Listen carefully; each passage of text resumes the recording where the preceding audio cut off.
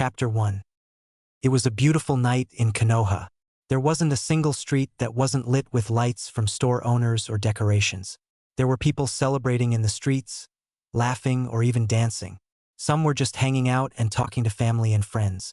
Everyone in the village was having a good time. Well, everyone except one Naruto Uzumaki. You see, this was a special day known as the Kyuubi festival. It celebrated the lives that were lost on the day the Kyuubi attacked, especially their beloved Yondaime Hokage. The Yondaime died defeating the mighty beast, sealing it in a newborn baby boy. His final wish was for the child to be seen as a hero, but the village saw the boy as the Kyuubi itself, not its vessel. The village took all of their grief and anger out upon the small boy. Some would glare whenever they saw him, while others would pretend he wasn't even there. There were also those who decided to finish what the fourth had started and kill the boy, causing him to have beatings regularly by both civilians and ninjas. What's even worse is that it is Naruto's 3rd birthday and he is the target of the famous game Demon Hunt, played during the festival on the other side of the village, the part of the village that was never fixed from the Kyuubi attack. The young Uzumaki was currently running as fast as his little legs would carry him. Behind him was a mob of close to 100 of both civilians and ninjas, were carrying weapons of some sort. The ninjas either had kunai, shuriken, or swords, while the villagers had anything they could find. Some had metal poles, pitchforks, and torches, while others had knives or broken bottles. The young boy looked behind him in fright as a bottle passed by his head, causing him to run faster. He then turned down an alleyway, hoping to lose no such luck, as he ran into a brick wall at the end of the alley. He tried to find an escape route, but it was too late. The mob had caught up with him. A fat man with almost no hair stepped toward the cowering boy with a malicious grin. "Now we've got you, demon. There is nowhere to run," he said triumphantly. "Let's finish what the fourth started," yelled a random mob member, and as if on cue, all if the mobbers ganged up on the small boy. The young boy begged and pleaded for them to stop, but no such luck. It instead made them beat him harder. They kicked, punched, stabbed, and hit him with anything they could find. The small child screamed in pain, and each blow made him scream louder, encouraging his attackers. It stopped momentarily as a woman with bright pink hair and wearing a red dress with a white circle on it stepped forward. "You shall perish tonight, demon, for what you have done to us. You may have that old monkey Hokage fooled, but not the rest of us. We know what you really are, demon. Now you shall feel our wrath for killing our loved ones. Take him to the square," the pink woman proclaimed, but screeched at the end. The mob grinned murderously as they picked up the boy, who was now crying in pain while ignoring his pleas of why they were doing this. They soon brought him to the middle of the abandoned part of the village where there was a wooden stake in the ground. They quickly tied him to the stake and stepped back as some ninjas stepped forward and simultaneously used the fireball jutsu. As soon as the jutsus hit, the stake erupted into flames, making the small child scream in agony as his skin melted off. As quickly as it melted off, it grew back, and the cycle continued, with the mob prancing around the boy as though he were a bonfire. After a few minutes, the blonde couldn't take it anymore and he passed out. When the small blonde child opened his eyes, he saw that he was in some kind of sewer. He sat up and barely registered the fact that he wasn't wet even though he was sitting in water. The boy then stood up and started walking in a random direction. "So the mob decided to drop me off in a sewer, huh?" the boy asked aloud to himself. He soon heard deep growling and his curiosity got the better of him. As he reached the room where the noise was coming from, he saw a large cage. He walked up to the cage and peered inside. What he saw spiked his curiosity, as inside the giant cage was a massive fox with 9 tails. He continued to stare at the massive fox that hadn't seemed to notice him as it growled and thrashed about, yelling about the villagers hurting its host. It seemed to be upset, so Naruto decided to do what the third does to him when he's upset. He ran through the bars and hugged the fox's massive paw. The fox stopped and stared down at the small boy in shock. "Do you feel better now, Mr. Fox?" Naruto asked him innocently, now staring up at him. The fox blinked. It took a moment for the fox to process what was happening. "Yes, but what about you?" the fox asked him, and the boy looked confused. So the fox elaborated, "You're in the middle of another beating." The fox growled out, though not at the boy in front of him, but at the idiotic villagers. Realization dawned on the small boy who fell to the ground crying and asking, "Why? Why me?" Over and over again. The giant fox looked down at Naruto with sorrow. "Kit, I know the answer to your question," the fox said, and Naruto looked up at him with hope, fear, and curiosity. "Please, can you tell me?" he begged the fox. "Kit, what do you know of the Kyuubi no Yuko?" he asked. "Not much, I just know that the Yondaime Hokage sacrificed himself to defeat it." "What does that have to do with why they hate me?" Naruto asked, confused. "It has everything to do with your current situation, Kit. You see, I am the Kyuubi no Yuko and we are in your mindscape," the fox answered, and the small boy looked up at him in horror. "If that's true, then that means you're sealed inside of me, right?" asked the hysteric boy, hoping that he was wrong. "I'm sorry, Kit, but you're right. I was sealed into you by the Yondaime Hokage," the fox replied sadly. "So the villagers are right. I am a demon," Naruto said in despair while looked at his tear-stained reflection in the water. "You're not a monster," roared the fox, making the poor boy flinch and look up at him in fright. The fox instantly calmed down at his expression and sighed while wrapping one of his tails around the small boy. "Look, Kit, you're not a monster. Those villagers are just idiots. You are you and I am me. I am merely sealed into you," the fox said. "What do you mean?" the boy asked, making the fox sigh as he thought of a way to explain this in terms he would understand. "All right, tell me. When you put ramen into a bowl, does the bowl become ramen?" the massive fox asked the small boy, who shook his head. "The bowl is just the thing that holds the ramen," the boy said. "Exactly, so picture me as the ramen and you as the bowl. Do you understand now?" the fox asked, and the small boy nodded in understanding. "But why me? Did my parents not love me?" Naruto asked as he started to cry again. "Kit, your parents loved you more than anything," the fox replied, making the boy look up at him in surprise. "You know who my parents are?" Naruto asked hopefully, and he nodded.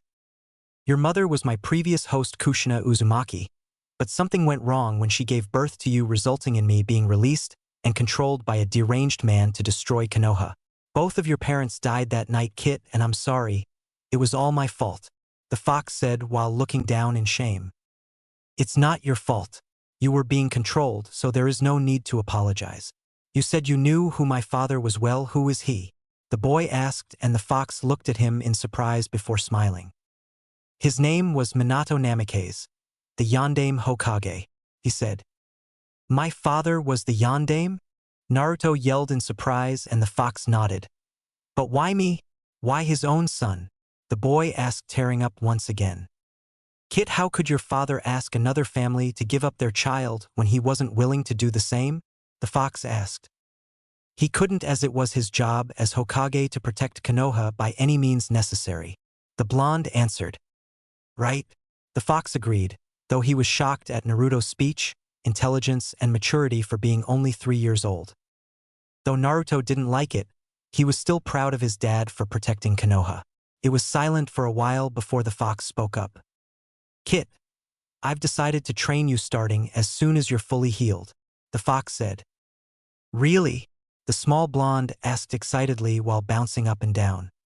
"Yes, now Kit, you're currently in the hospital with the Hokage by your side.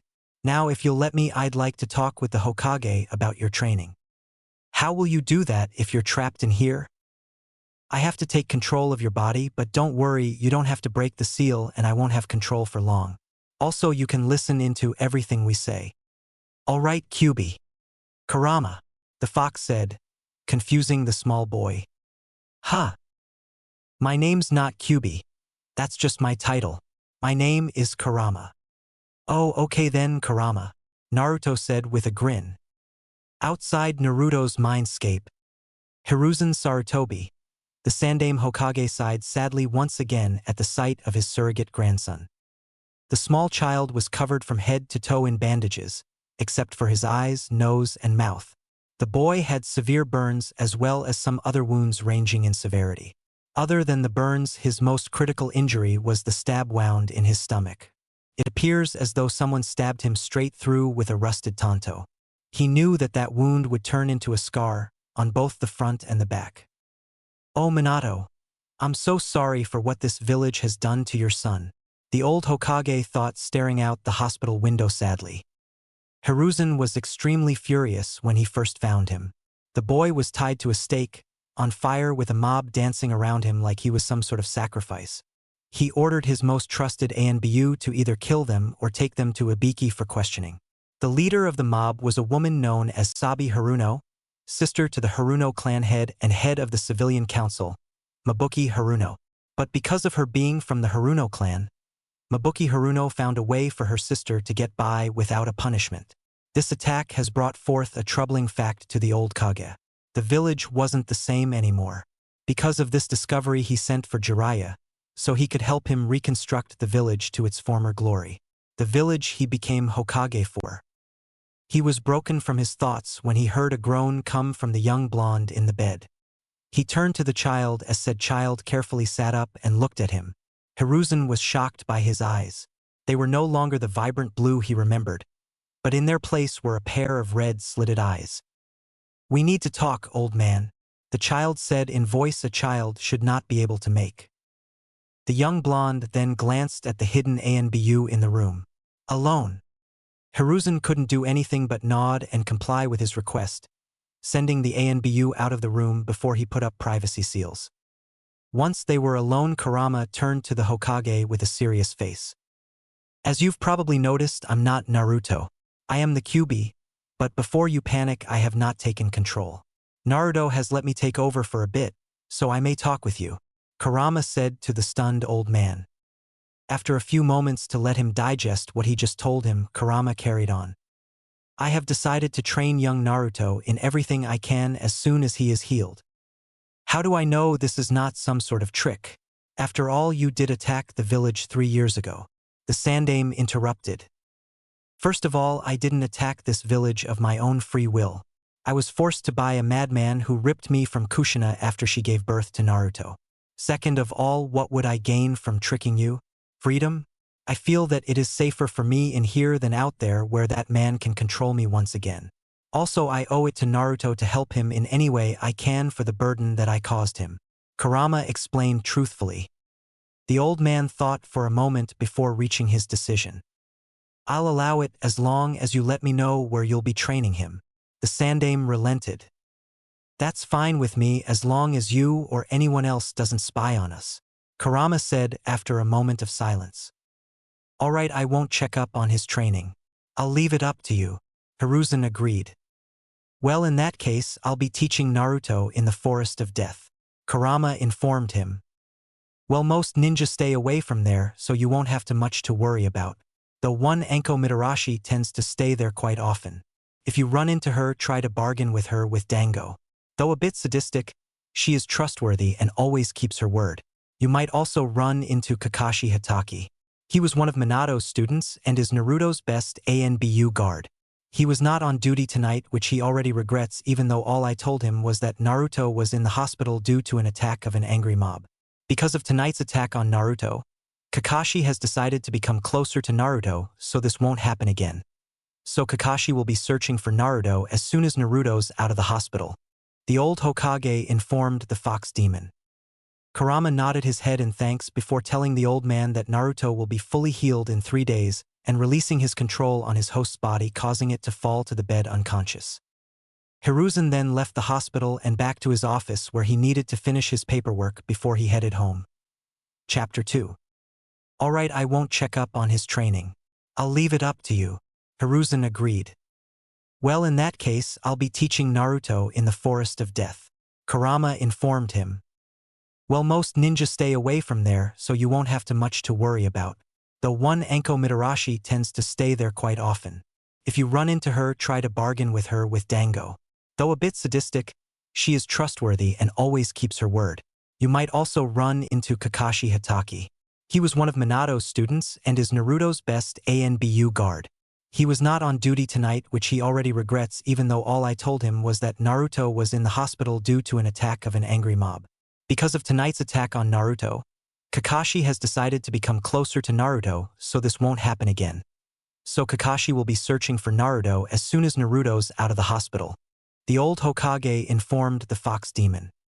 Kurama nodded his head in thanks before telling the old man that Naruto will be fully healed in 3 days and releasing his control on his host's body, causing it to fall to the bed unconscious.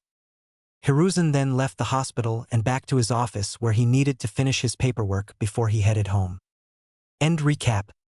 Just like Kurama said, it only took 3 days for Naruto to recover. Kurama informed him that the only thing he couldn't fully heal and would leave a noticeable scar was the stab wound in his stomach. Naruto was fine with that though, as it was a reminder of what happened. Naruto was shocked when Kurama started to talk to him even when he was awake. Kurama then informed him that he pushed enough chakra into his body so that they could talk telepathically. Kurama was shocked when Naruto started to call him Nai-san, but didn't mind. In fact, the fox was happy.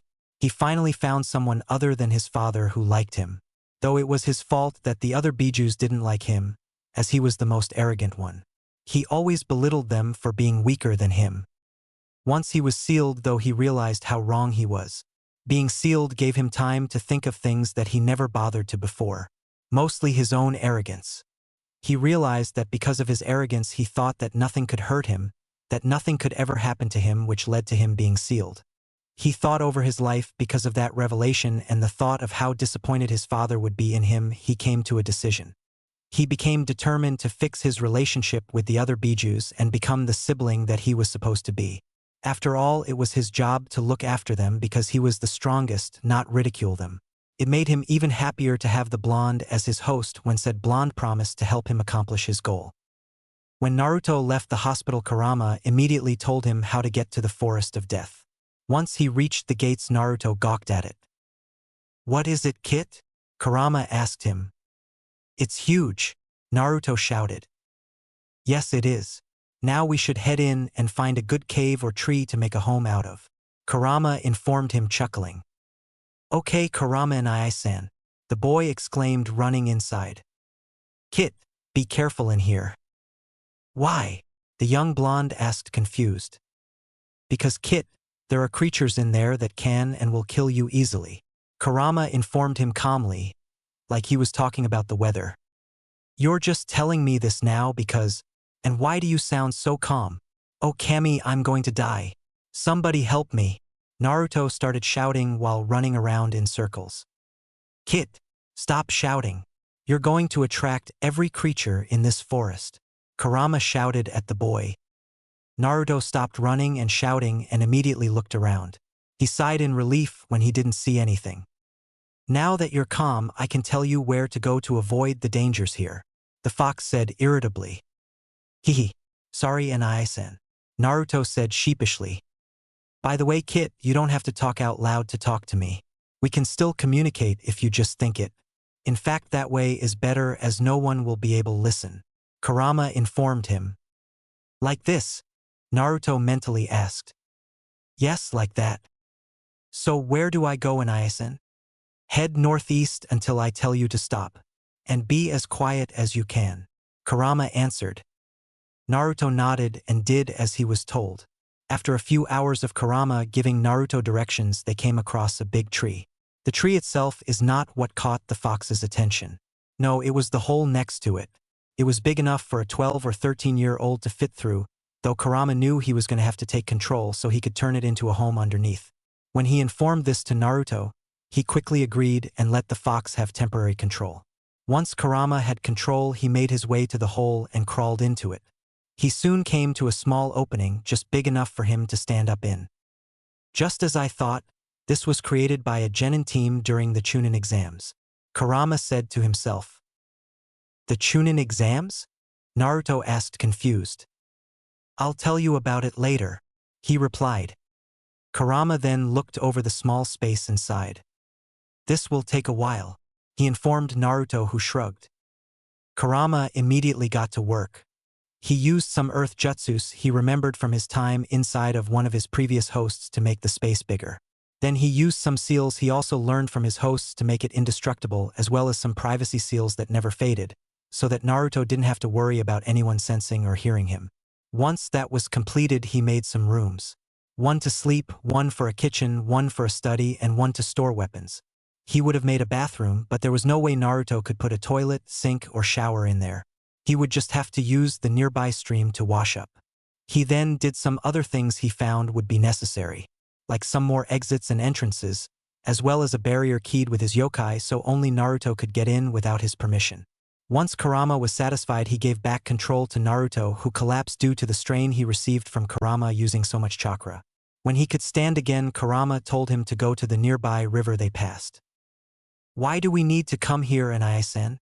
Naruto asked as soon as they arrived at the river.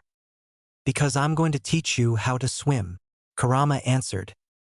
With that said, Naruto undressed to his boxers and jumped in, which resulted in him drowning, so Kurama had to take control to get him out. "You idiot! What were you thinking? Are you trying to kill yourself?" Kurama shouted at him. "Sorry, Kurama and I-san," Naruto said dejectedly. Kurama calmed down and sighed. "Look, kid, you have to be careful, alright?" Kurama said gently, and Naruto nodded happily. "I promise, I-san," Naruto declared. "Good. Now slowly get into the river." With that, the lesson continued without further incident. After a few hours, Kurama had Naruto stop so he could teach him something else. When they stopped, Naruto made little progress, but Kurama expected that. And you have to give the boy credit, as he was learning to swim in a fast-moving river. So not only did he have to focus on not drowning, but he also had to focus on not getting swept up by the current. He was lucky Kurama could take over his body when he slipped, or else he would surely be dead by now. Kurama knew Naruto would be able to swim properly in a few weeks, but for now Naruto needed to learn other skills to help him survive. Since he just got out of the hospital and it was getting late, Kurama decided to only teach him one other thing he needed to know: how to climb. Kurama sighed at this. He just knew that he would need to help Naruto more with this than he did with swimming. He had Naruto use the tree by his new home, as it had more branches that were close enough to the ground for him to reach. As soon as Naruto started climbing, Kurama knew he was right. Kurama let Naruto stop when it got dark out, much to Naruto's relief. Though Naruto's relief was short-lived, as Kurama made him catch his own food. Naruto was thankful that the fox at least gave him tips on how to catch some small prey and how to avoid the bigger ones. Naruto was happy that he at least managed to catch a small rabbit that wasn't affected like the other animals there. Kurama then informed him that there are some small animals that weren't overly large and dangerous. Naruto was thankful for that. A bonus for having Naruto hunt for his own food and starting when he was young was the subject of killing. Kurama realized that Naruto needed to have his first kill before he graduated, but since Naruto wasn't ready for that yet, he started with animals. Naruto was at first reluctant, but after Kurama told him that he needed to in order to survive and that it would later be eaten anyways, but by something that didn't care about it and would show it no mercy, Naruto agreed, though reluctantly. After he killed the rabbit, Naruto spent the next few minutes vomiting while Kurama said soothing words to the blonde to calm him down. Kurama knew he made the right decision to have him start with animals, so that way he won't react as badly when the time comes for him to kill another human. When Naruto was done vomiting, Kurama informed him that he would need to skin it, wash it, and then cook it. At that information, Naruto went right back to vomiting. After another few minutes, Naruto calmed down once again and followed Kurama's instructions. Once he finished, Naruto quickly ate, then realizing how hungry he was. He also noticed that the rabbit didn't taste as bad as he thought it would. Judging by the position of the moon, Kurama told him it was around midnight. As soon as he finished, Kurama had him head back to the underground house and go to bed. Once Naruto reached his new home, he went straight to his bed that Kurama made him. It wasn't much, just a table of rock with a bunch of grass and flowers, but it would do until he found a real bed. As soon as Naruto laid down, he passed out. If you thought today was hard, then you better get used to it, as that was beyond easy compared to how I'll be training starting tomorrow, Kurama thought to himself as he too went to sleep. The next day, Kurama woke Naruto up at 8 in the morning. "Why do I have to get up so early?" Naruto whined as he headed to the river to wash up. "If you thought this early, then you have a problem, kid. Because this is the earliest I'm going to wake you. In fact, soon you'll be getting up earlier and earlier," Kurama informed him, causing Naruto to complain. Once Naruto was done, Kurama had him continue to swim since he was already at the river. At around 10 o'clock, Kurama had Naruto climb until lunch at 12. This time Kurama refused to help him, which made hunting much harder. but by 3 o'clock he finished lunch. Then Kurama had him go to the Hokage for materials that he would need. At first Naruto was happy that he would get away from training, until Kurama had him run the entire way while being as quiet as possible. As Naruto neared the village, Kurama had him take to the alleys to avoid confrontation. When Naruto reached the tower, Kurama told him sneak in and around the secretary. Once done, Naruto quickly reached the Sandame's office and barged in. "Hey old man," he exclaimed before he fell on the ground panting. Hiruzen sent his ANBU out of the room and set up privacy seals before he went over to the young blonde. "Are you all right, Naruto-kun?" he asked in concern. I'm fine asterisco pant asterisco. Kurama made me pant run here from the pant forest. Naruto replied with a grin as he shakily got off the floor. "Kurama?" the Sandame asked quizzically. Naruto froze at his slip-up. "Tell him, he's trustworthy," Kurama said nonchalantly. "Kurama Pant is the Kyuubi's pant name," Naruto told him between pants. "I thought that Kyuubi was his name," the old Kage said. "No Pant, that is just a pant title," Naruto told him, and Hiruzen nodded. "So how have you been?" Hiruzen asked as he made his way to his chair.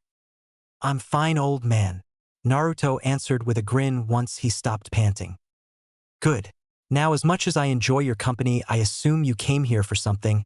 Am I right, Naruto?" he asked the child that sat in the desk in front of him. "Yeah. Kurama says that I need some materials for my training," Naruto replied with a grin. "Oh, and what do you need?" the old Kage asked. "Tell him you need kunai, shuriken, paper, writing utensils, and some of those chakra papers. And tell him I won't use the last thing until later. Also, you need some new clothes," Kurama told Naruto, who informed the Hokage. "I see. Yeah, I can get you those items. I have all but the clothes here in the office. The clothes will take some time depending on how detailed you want them," the Sandame informed him. "Tell him to just get simple all-black clothes that are good for training for now. You will get clothes that you like later on," Kurama told his host. "Old man," Kurama said, to get all black clothes that are good for training. Naruto said, "All right, that won't take long. I should have those by tomorrow." "Is that all, my boy?" Hiruzen asked his surrogate grandson. "Yes, that's it," Kurama said. "Yeah, that's it, old man," the blonde said. Hiruzen nodded and handed Naruto the supplies he asked for, and Naruto thanked him and ran out of the room on Kurama's orders. Once Naruto left, Hiruzen dropped the privacy seals and his ANBU came in. "Jiraiya, you better get here soon. I've discovered too many wrongs in Kenoha to fix alone," the old Kage thought as he stared out the window over the village. "Kurama and I-san, why am I doing this again?" Naruto asked as he was running around a forest near the clan compounds. "It helps you with stealth, speed, and you can learn things from the clans when you get stealthy enough. Though before that you still need to get used to the gravity seal I put on you," Kurama replied. It has been almost 3 months since Naruto asked the Hokage for materials. Just like the old Kage said, Naruto went back the next day to get his new clothes. They were nothing special. A long-sleeved black shirt, black pants, and black ninja-like sandals. They were loose enough for movement, yet tight enough so they weren't baggy, and thin enough so he didn't get too hot, but thick enough so he didn't get cold. Over the 3 months, Naruto learned how to swim and climb, and as a reward Naruto got 1x gravity seal put on him. Now Naruto was working on getting used to it. Kurama also started to teach the blonde history. He knew how the blonde didn't like to study, as he learned from doing, not being told. So the fox decided to start when he's young and continue to teach him everything until he has it memorized. Of course, the fox knew that it would take years, but Naruto needed to know this stuff. Kurama also had the boy start working on his kunai and shuriken throwing. So far Naruto could hit the tree he uses as a target 1 or 2 times out of 10 for both kunai and shuriken. It wasn't much, but at least he was getting there. Kurama had him start on this early as well because he would need perfect accuracy later on in his training for the things he was going to teach the blonde. Naruto remembered to be as quiet as possible. The fox reminded his host as he neared one of the clans. "This is impossible, Kurama and I-san. How am I supposed to get around the clans without being noticed?" Naruto whined. "Quite whining. You're lucky I started you out doing this at night and I gave you your new clothes before this," Kurama told his host. The blonde huffed, but continued in his way around the clans. You're doing good, kid. So far you managed to sneak past a few of the clan members. Kurama informed his host. Wait, a few members. So they know I'm here. The blonde panicked. Don't worry, kid. The clans don't care about a 3-year-old running around the clans. As long as you don't get too close, that is. Also make sure you stay away from the Uchiha.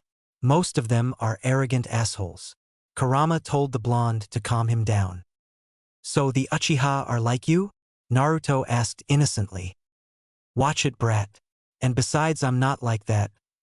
Anymore, at least. Kurama replied. I know, Ino. Hey Kurama and Ai-san. What's that guy doing?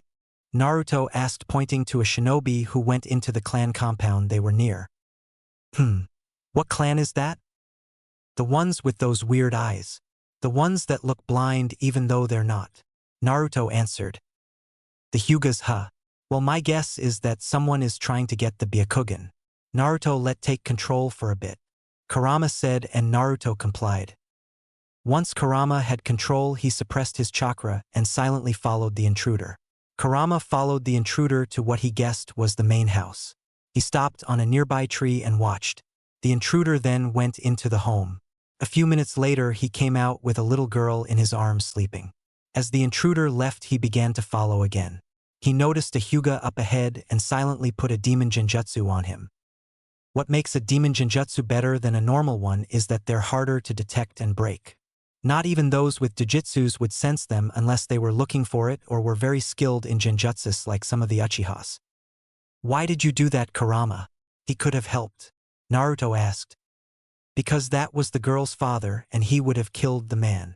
Kurama answered. What's wrong with that? Naruto asked skeptically. He may not like killing, but he knew that it was part of being a shinobi, so it didn't bother him to talk about it.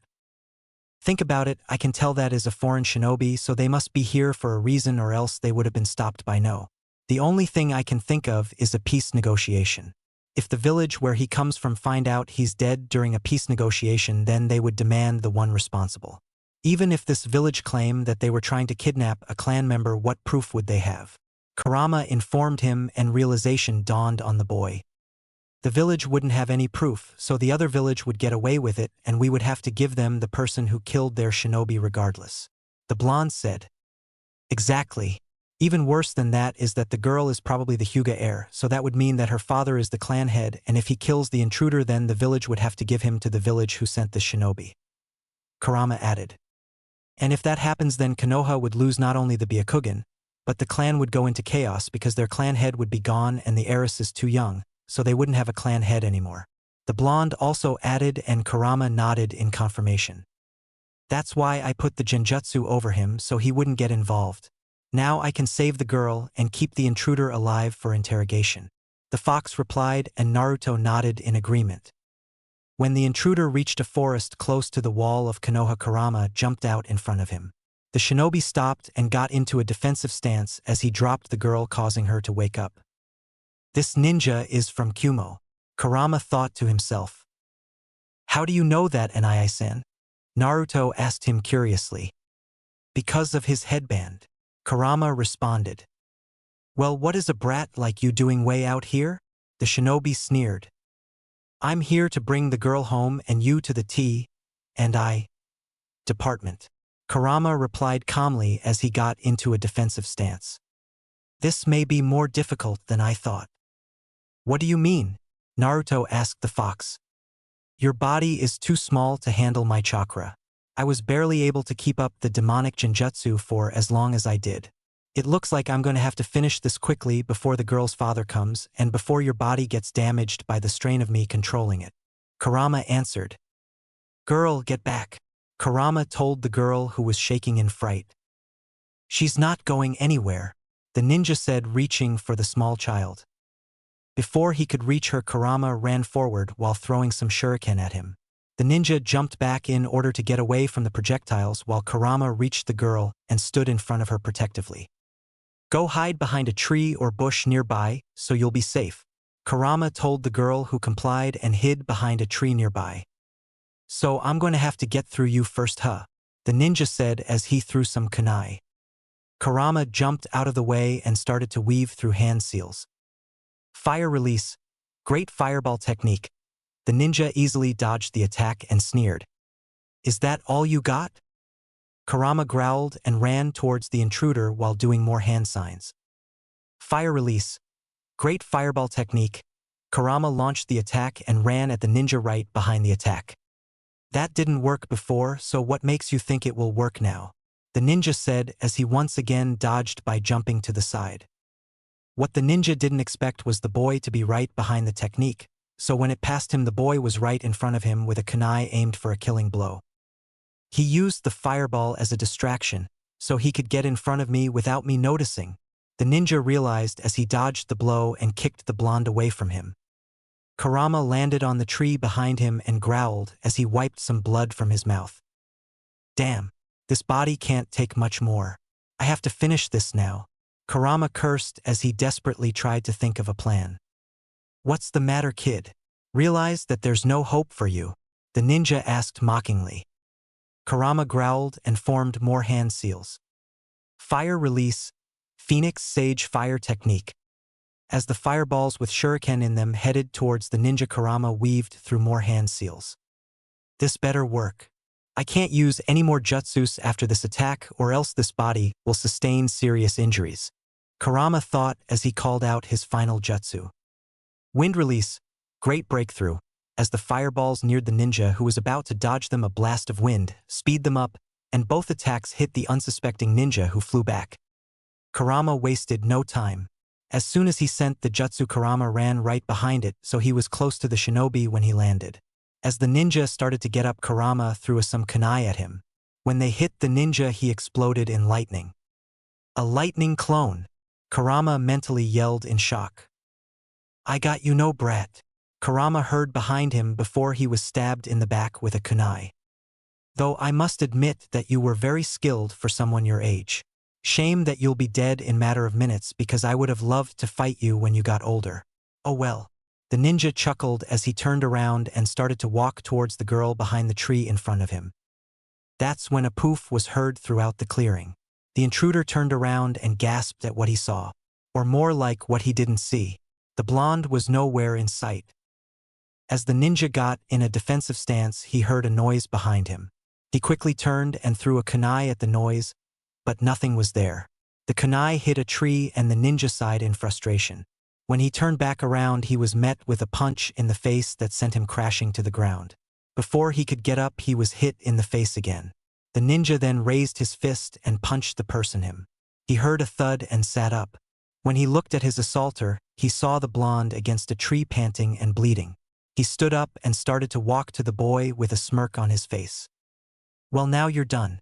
You have no chakra left and you're too tired to move, the intruder said as he wiped some blood from his mouth. Damn it. He's right, this body can't move anymore and I used up all the chakra this body can handle. I'm sorry, Kit, there's nothing I can do, Kurama said in frustration. You can't give now. What about your goal to reunite with the siblings? You can't do that if you're dead, Naruto shouted at him. I know that, Kit, but there's nothing I can do, and besides I'll just regenerate in a few years. It's you who will lose their dream. What if I rip off part of the seal? Naruto asked. It could work, but your body can't handle it, Kit. I won't allow you to, Kurama replied firmly. But Kurama and I-san, you need to, Naruto begged. It's fine, Kit. I've got an idea, Kurama reassured his host. Kurama looked at the ninja in front of him and prepared to put his plan in action when suddenly the ninja fell to the ground with a cry of pain. When he fell on his knees, there was a sickening crack as the ninja fell to the ground. Behind the ninja stood a panting 3-year-old Hyuga holding a very large stick. Are you all right, mister? The girl asked as she ran over to him. Yeah, I'm fine. Kurama responded, shocked at the turn of events. He then gave Naruto back control, who fell to the ground panting. At that moment, the girl's father showed up. Hinata, are you all right? He asked as he rushed to his daughter. Yes, father, I'm fine, thanks to him, she said, pointing to the blonde. The elder Hyuga looked over at the blonde and nodded his thanks. Thank you for saving my daughter, young one, he said. No problem. Naruto grinned before he passed out. Father, we have to help him, Hinata exclaimed as she ran over to the boy. Her father nodded in agreement and walked over to the small boy. That's when some ANBU showed up. Hayashi-sama, are you and Hinata-sama all right? The captain asked. The ANBU captain was wearing a bird mask and had short black hair. Yes, we're fine, though this boy needs medical attention, Hayashi replied, gesturing to the blonde on the ground. The ANBU looked at the boy and nodded. ANBU, take the intruder to Ibiki and take Hayashi-sama and Hinata-sama home, he announced, and the ANBU did as they were told. Bird then walked up to the boy and picked him up before sunshining to the hospital. Naruto Uzumaki, you are one interesting kid, the ANBU captain thought as he watched the doctors take him and made sure they didn't try anything. Chapter 3. Recap. The elder Hyuga looked over at the blonde and nodded his thanks. Thank you for saving my daughter, young one, he said. No problem. Naruto grinned before he passed out. Father, we have to help him, Hinata exclaimed as she ran over to the boy. Her father nodded in agreement and walked over to the small boy. That's when some ANBU showed up. Hayashi-sama, are you and Hinata-sama all right? The captain asked. The ANBU captain was wearing a bird mask and had short black hair. Yes, we're fine, though this boy needs medical attention, Hayashi replied, gesturing to the blonde on the ground. The ANBU looked at the boy and nodded. ANBU, take the intruder to Ibiki and take Hayashi-sama and Hinata-sama home, he announced, and the ANBU did as they were told. Bird then walked up to the boy and picked him up before sunshining to the hospital. Naruto Uzumaki, you are one interesting kid, the ANBU captain thought as he watched the doctors take him and made sure they didn't try anything. End recap. When Naruto woke up, it was to the sight of the hospital ceiling. Is it bad that I've been here so many times that I know where I am just by looking at the ceiling? Naruto questioned to himself. I think so, Kit, Kurama replied with a yawn. How are you feeling? Fine. A little sore, but that's nothing new, he replied. Naruto then heard the door open and looked over to see the Hokage. Hiruzen then walked over and took a seat next to the hospital bed. How are you feeling, Naruto-kun? He asked the blonde, who grinned back. I'm fine, old man. That was nothing, he proclaimed as he jumped up on the bed. The Sandaime chuckled at this and had the boy sit down before he hurt himself even more. So mind telling me what happened? And don't worry, I already sent the ANBU out and put up the privacy seals, he asked the child, who shrugged. I was practicing my stealth by running around the clans when I saw a ninja enter the Hyuga's compound. So Kurama took control and followed him. When he confronted the intruder, they started fighting, though Kurama couldn't do much in this body without causing serious injury. Near the end of the fight, the ninja had us cornered, and right before Kurama could put his plan into action, the girl hit the ninja with a stick, knocking him out. Then Kurama gave me back control and I passed out, Naruto summarized, and the Sandaime nodded. That's basically what Hinata Hyuga told her father, though without the information of Kurama, he said. Hey old man, when can I leave?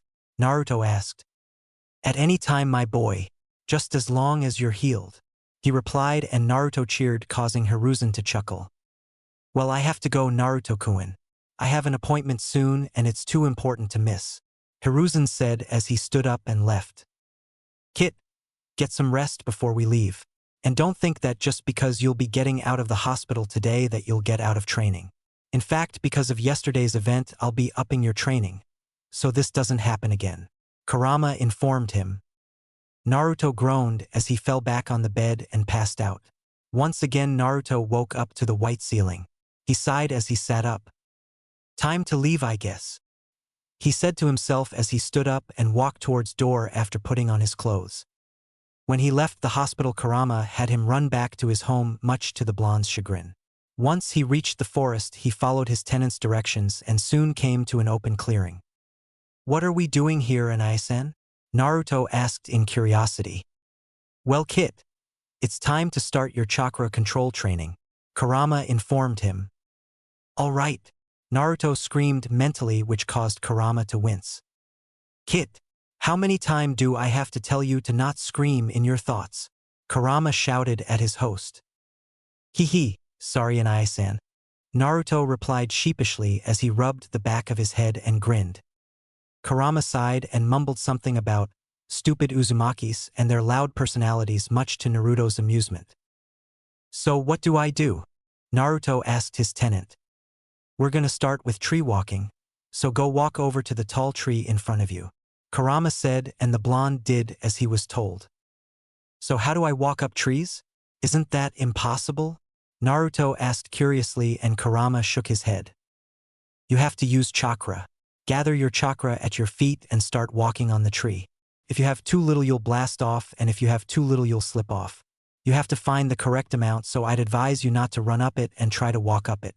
Also use a kunai to mark your progress, and don't get mad if it takes you a long time. You have a lot of chakra for your age and no control over it. Another thing, don't let your mind wander or you'll lose concentration and fall off. Kurama instructed the blonde, who soaked up every word like a sponge. Got it, the replied before he grabbed a kunai and started up the tree. He put a foot on the tree and waited for it to stick before he put his other foot on the tree. When it stuck to the tree, he cheered, causing him to lose concentration and fly off the tree into another tree. Didn't I just tell you not to lose concentration? The fox exclaimed. Whoops, the blonde replied, causing his tenant to sigh in frustration. Naruto then got up and went back to his tree. He tried again and flew off once again. Naruto sighed in frustration before trying again. Isn't there an easier way? The blonde complained after a few more tries. I told you this wasn't going to be easy, especially with your high chakra reserves. Now stop complaining and get training. The commanded, and Naruto did as he was told. In the Hokage tower, the Sandaime Hokage, Hiruzen Sarutobi, paced around his office impatiently. Damn it, he should have been here by now. He better get here soon or I'll make sure to punish him. He sighed in frustration. He has already sent out the ANBU and put up privacy seals, so now all he had to do was wait. Right when he was about to call one of his ANBU to search for the man he was waiting for, said man came through the window and landed in front of him. The man in front of him had long, white, spiky hair tied in a ponytail with two bangs framing his face. He also had red lines that ran down from his eyes and a forehead protector with the kanji for oil on it. He was wearing a green short shirt kimono and matching pants, and underneath, he wore a mesh armor that showed out of his sleeves and legs of his outfit. He also wore handguards, a black belt, wooden sandals, a red haori with two yellow circles on each side, and a large scroll on his back. Hey sensei, the man said with a smile and a wave. What the hell took you so long, Jiraiya? Hiruzen demanded, and Jiraiya chuckled nervously. Well, I had to do some research, he replied, and Hiruzen sighed as he sat down. You might want to sit down for this, we have a lot to talk about, he said seriously. What about? Jiraiya asked as he sat down across from him. This concerns the village and more specifically the council and Naruto. You see, it has come to my attention that Kenoha is no longer the village I became Hokage for. The Sandaime replied, and Jiraiya looked at him in surprise. What do you mean, sensei? It seems the same to me, Jiraiya asked in confusion. I no longer have control of the village. The civilian council and the elders have taken most of the Hokage's power after the Kyuubi attack. The civilian council has changed the academy so their children can pass through with minimal effort. Danzo has reinstated Root, and I can't do anything about it because I have no proof that they exist. Hiruzen replied angrily, and Jiraiya nodded in understanding. And you want me to spy on the village to collect proof of all this and find any other treacherous acts? Jiraiya said, and Hiruzen nodded. Precisely, he said. What does any of this have to do with Naruto? Jiraiya asked suspiciously. After I told the council that Naruto was the Kyuubi Jinchuriki when he was only a few hours old, word had somehow spread. I informed the village that young Naruto was the vessel and not the beast itself. But they didn't listen. They concluded that he was the Kyuubi's reincarnation or its human form, and I could do nothing to change their minds. Because of this and the fact that I was powerless because of the council, Naruto has suffered greatly. He has numerous assassination attempts on him, and he was kicked out of the orphanage at just a few months ago. Not to mention that they either kick him out of stores or overcharge him for poor quality products. Whenever he walks down the street, he is glared at and has never had any friends. The worst part was always his birthday. On his birthday, they beat him until he was nearly dead, and they even made a game called Demon Hunt for the Kyuubi festival, and I bet you can figure out what the game is about. Hiruzen said sadly with his head down at his failure. What the hell were they thinking? An enraged Jiraiya yelled as the room was filled with killer intent. When Ibiki was done interrogating his attackers, they always said the same thing. It was either they were avenging their loved ones or that they were finishing what the fourth started. Hiruzen replied, "Why didn't you do anything to stop this? You were supposed to take care of him," Jiraiya shouted in anger. "Settle down, Jiraiya. I told you there was nothing I could do. If I did anything more than give Naruto his own apartment, then I would have been sentenced to death for treason, and then Naruto would have had no one to help him, as Danzo would have certainly taken over the position of Hokage." The old Kage snapped, and Jiraiya calmed down as he realized his sensei was right. "So where is he?" Jiraiya asked. "He has been training in a secluded area away from everybody, so he wouldn't be disturbed." "Well, where is that?" "I'm sorry, Jiraiya. I cannot tell you." "Why the hell not?" Jiraiya shouted in anger. "Because I promised him and his sensei that I would make sure no one knows of their whereabouts, no matter who they were." Hiruzen replied with no room for argument. "What do you mean by sensei? Who? And are you sure they're trustworthy?" Jiraiya asked suspiciously. "I cannot tell you who Naruto's sensei is for safety reasons, and I trust him completely. In fact, I trust him more than anyone with Naruto's training," Hiruzen said with confidence. "He's that good, huh?" Jiraiya asked, and the Sandaime nodded an affirmative. "Well, if that's all, then I guess I'll go and inform my spy network of this development. See ya, sensei." With that, Hiruzen was alone in his office once again. "Well, that went better than I thought it would," the Sandaime sighed. When Hiruzen turned back to his desk, it was to see a huge stack of paperwork, and he glared at it. "I'm getting too old for this shit," he mumbled as he picked up the first sheet and set it on his desk. It had been a week since Naruto started tree climbing, and he was finally able to get to the top. Though his mood turned sour when Kurama informed him that he would have to run up and down the tree to build up his reserves and gain better control of his chakra. As Naruto was taking a short break, he was forced to jump back quickly as a hail of kunai landed right where he was a moment ago. He looked up to see a man with short, spiky black hair and green eyes. He was wearing a dark blue short-sleeved shirt with the standard Chunin vest on top and black pants with black ninja sandals. He had a Konohagakure headband on his forehead and a kunai holster on his right leg. The ninja then jumped down from the tree and grinned maliciously at the blonde. "So you saw through my surprise attack, demon? Good. I don't want you to die too quickly," he said before he launched more kunai at the blonde Jinchuriki, who jumped to the side to avoid the attack. Naruto then stood and ran through the forest with the ninja following. "Why do I have to run, Kurama and I?" Naruto whined to his tenant. "Because, idiot. You remember what happened last week, right?" the fox asked. "But that guy was a jounin. This is a chunin," Naruto exclaimed as he ducked under a fallen tree, never slowing his pace. "It doesn't matter, Kit. You are still too weak to take the guy on, and your body can't handle me taking over yet," Kurama explained. "Damn it. This sucks." "I agree, Kit, but there's nothing you can do but to continue running until you lose him," the fox replied. As they were internally talking, Naruto forgot to pay real close attention to where he was going and slammed into something, knocking him and whatever he hit to the ground. Naruto looked up and was ready to bolt, thinking that he ran into the ninja he was running from, but stopped when he noticed who he knocked over.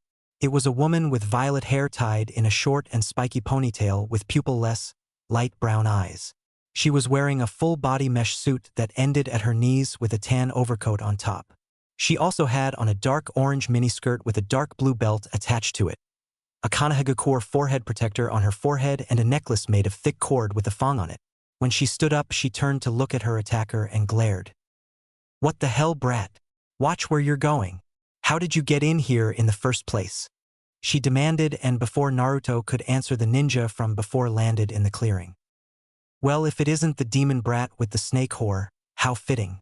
Now I can kill you both, he exclaimed as he charged at them with a kunai in hand. She sighed in annoyance before turning to the kid that knocked her over. Stay there and don't move. I'm not done with you yet, she ordered, and Naruto nodded in understanding. She then turned back to her attacker and glared at him as he charged. As he got closer, she performed a few hand seals before slamming her hand on the ground. Summoning Jutsu. There was a puff of smoke and a big red snake emerged from it. Yes, it asked its summoner. Take care of this maggot, she said, referring to the ninja in front of her who was now looking at the snake in fear. As you wish, it said before it lunged at the man who turned and ran with the snake right behind him. That was so cool, Naruto exclaimed, looking at the retreating snake. Now, brat, tell me what you're doing in this forest, demanded the snake-summoning woman. Naruto turned to her and grinned while rubbing the back of his head sheepishly. It's a long story, he said, and the girl in front of him sat down. I have time, she replied with a smirk. Name's Anko Mitarashi, by the way. Naruto Uzumaki, Naruto said, and then realized that she was the girl the Sandaime said they could trust. With the introductions out of the way, Naruto started to tell his life story and why he was there. Anko was disgusted and angered at the village for what they did to a boy no older than 3. When Naruto finished, Anko stood up and turned to leave. Hey brat, buy me some dango here and there and I'll promise to tell no one about you. Deal? She asked, turning to the child who also stood up. Deal, he replied, and Anko grinned back before disappearing into the forest. Well, that was unexpected, Naruto thought to himself as he turned and walked deeper into the forest. Yes, it was. Now go back to the tree and start climbing. You had more than enough time to rest, Kurama told his host, who groaned. Chapter 4. Recap. Now, brat, tell me what you're doing in this forest, demanded the snake-summoning woman. Naruto turned to her and grinned while rubbing the back of his head sheepishly. It's a long story, he said, and the girl in front of him sat down. I have time, she replied with a smirk. Name's Anko Mitarashi, by the way. Naruto Uzumaki, Naruto said, and then realized that she was the girl the Sandaime said they could trust. With the introductions out of the way, Naruto started to tell his life story and why he was there. Anko was disgusted and angered at the village for what they did to a boy no older than 3. When Naruto finished, Anko stood up and turned to leave. Hey brat, buy me some dango here and there and I'll promise to tell no one about you. Deal? She asked, turning to the child who also stood up. Deal, he replied, and Anko grinned back before disappearing into the forest. Well, that was unexpected, Naruto thought to himself as he turned and walked deeper into the forest. Yes, it was. Now go back to the tree and start climbing. You had more than enough time to rest, Kurama told his host, who groaned in reply, but complied. End recap. It had been almost 2 years since Naruto's confrontation with Anko, and after their meeting they saw a lot of each other. Both kept to their side of the deal. Naruto bought her dango regularly and she kept quiet. What struck Naruto as strange was the fact that he was allowed in the dango shop. In fact, he has been able to get into a few other stores recently as well, though they still hated him and overcharged him for poor quality. The blonde didn't care really. He knew how to take care of himself. He could hunt and grow his own food. He was a lot better at speed and stealth now, so it was easier for him. He could already outrun Chunin and some low-level jounin. His treatment hasn't changed much either. While he was rarely beaten thanks to Kurama, he was still glared at or ignored. He usually only got beaten on his birthday now, unless they were drunk or in a bad mood. Naruto wouldn't let Kurama take control because he didn't want the council finding out that he could take his body, and it wouldn't do well with his developing mask. He learned that the villagers were less aggressive when he acted like an idiot and pulled pranks, so he started to do just that, become an idiot. Though he hasn't gotten used to it yet though, since he didn't really need it as he was usually training. But he was getting better. Kurama had even encouraged the blonde to use it, so he wouldn't attract too much attention and would come in handy in the academy. Other than Kurama, Hiruzen, and Anko, the only ones that treated him nicely were Hinata and Niji Hyuga. Kakashi Hatake, Itachi Uchiha, Hyuga Yuzuki, and Jiraiya. Though Naruto didn't know that it was Itachi and Hyuga, he just knew that they were the weasel and cat masked ANBU that protected him a lot.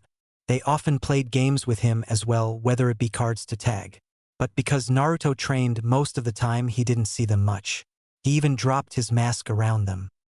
After Naruto had saved her, Hinata Hyuga went on her own little mission to find him and thank him. Took a while, but she eventually found him. And after that, they started to hang out often. Young Hinata, seeing how strong the boy was getting, didn't want to be left out and took her training more seriously. Because of this, her father, Hayashi Hyuga, had no problem with them being together. When Naruto felt they were close enough friends, he told her everything about himself. Naruto had met Neji when he went over to the Hyuga clan to play with Hinata. At first they didn't like each other very much, but after Naruto visited a few more times they became friends. Every time Naruto went over to play with Hinata, Neji would be there too. And of course neither Hayashi or Hisashi had a problem with this. When Naruto felt they were close enough friends, he told her everything about himself too. Naruto had met Kakashi when Naruto was leaving the Hyuga compound one night. Naruto was surprised when the man just jumped in front of him and started saying how he finally found the blonde. At first Naruto wanted nothing to do with the man until he introduced himself as Kakashi Hatake and remembered what the Sandaime said about him. He then accepted the man's company who treated the blonde to some ramen. After that, Kakashi would always catch the blonde when he left the Hyugas and would drag him off somewhere to eat or just hand out. When Naruto felt they were close enough, he told her everything about himself, shocking the copy ninja. Meeting Jiraiya was the most memorable for Naruto. Every time he thought back to their meeting, he would laugh at the villagers' expressions. Flashback. A newly turned 4-year-old Naruto was walking down the street. He was so lost in thought that he didn't pay attention to where he was walking. It didn't take long for him suddenly bump into someone. I'm sorry. The blonde yelled on instinct. Watch it, demon. You think you're better than everyone else, don't you? Well, let me put you in your place. The man in front of him exclaimed.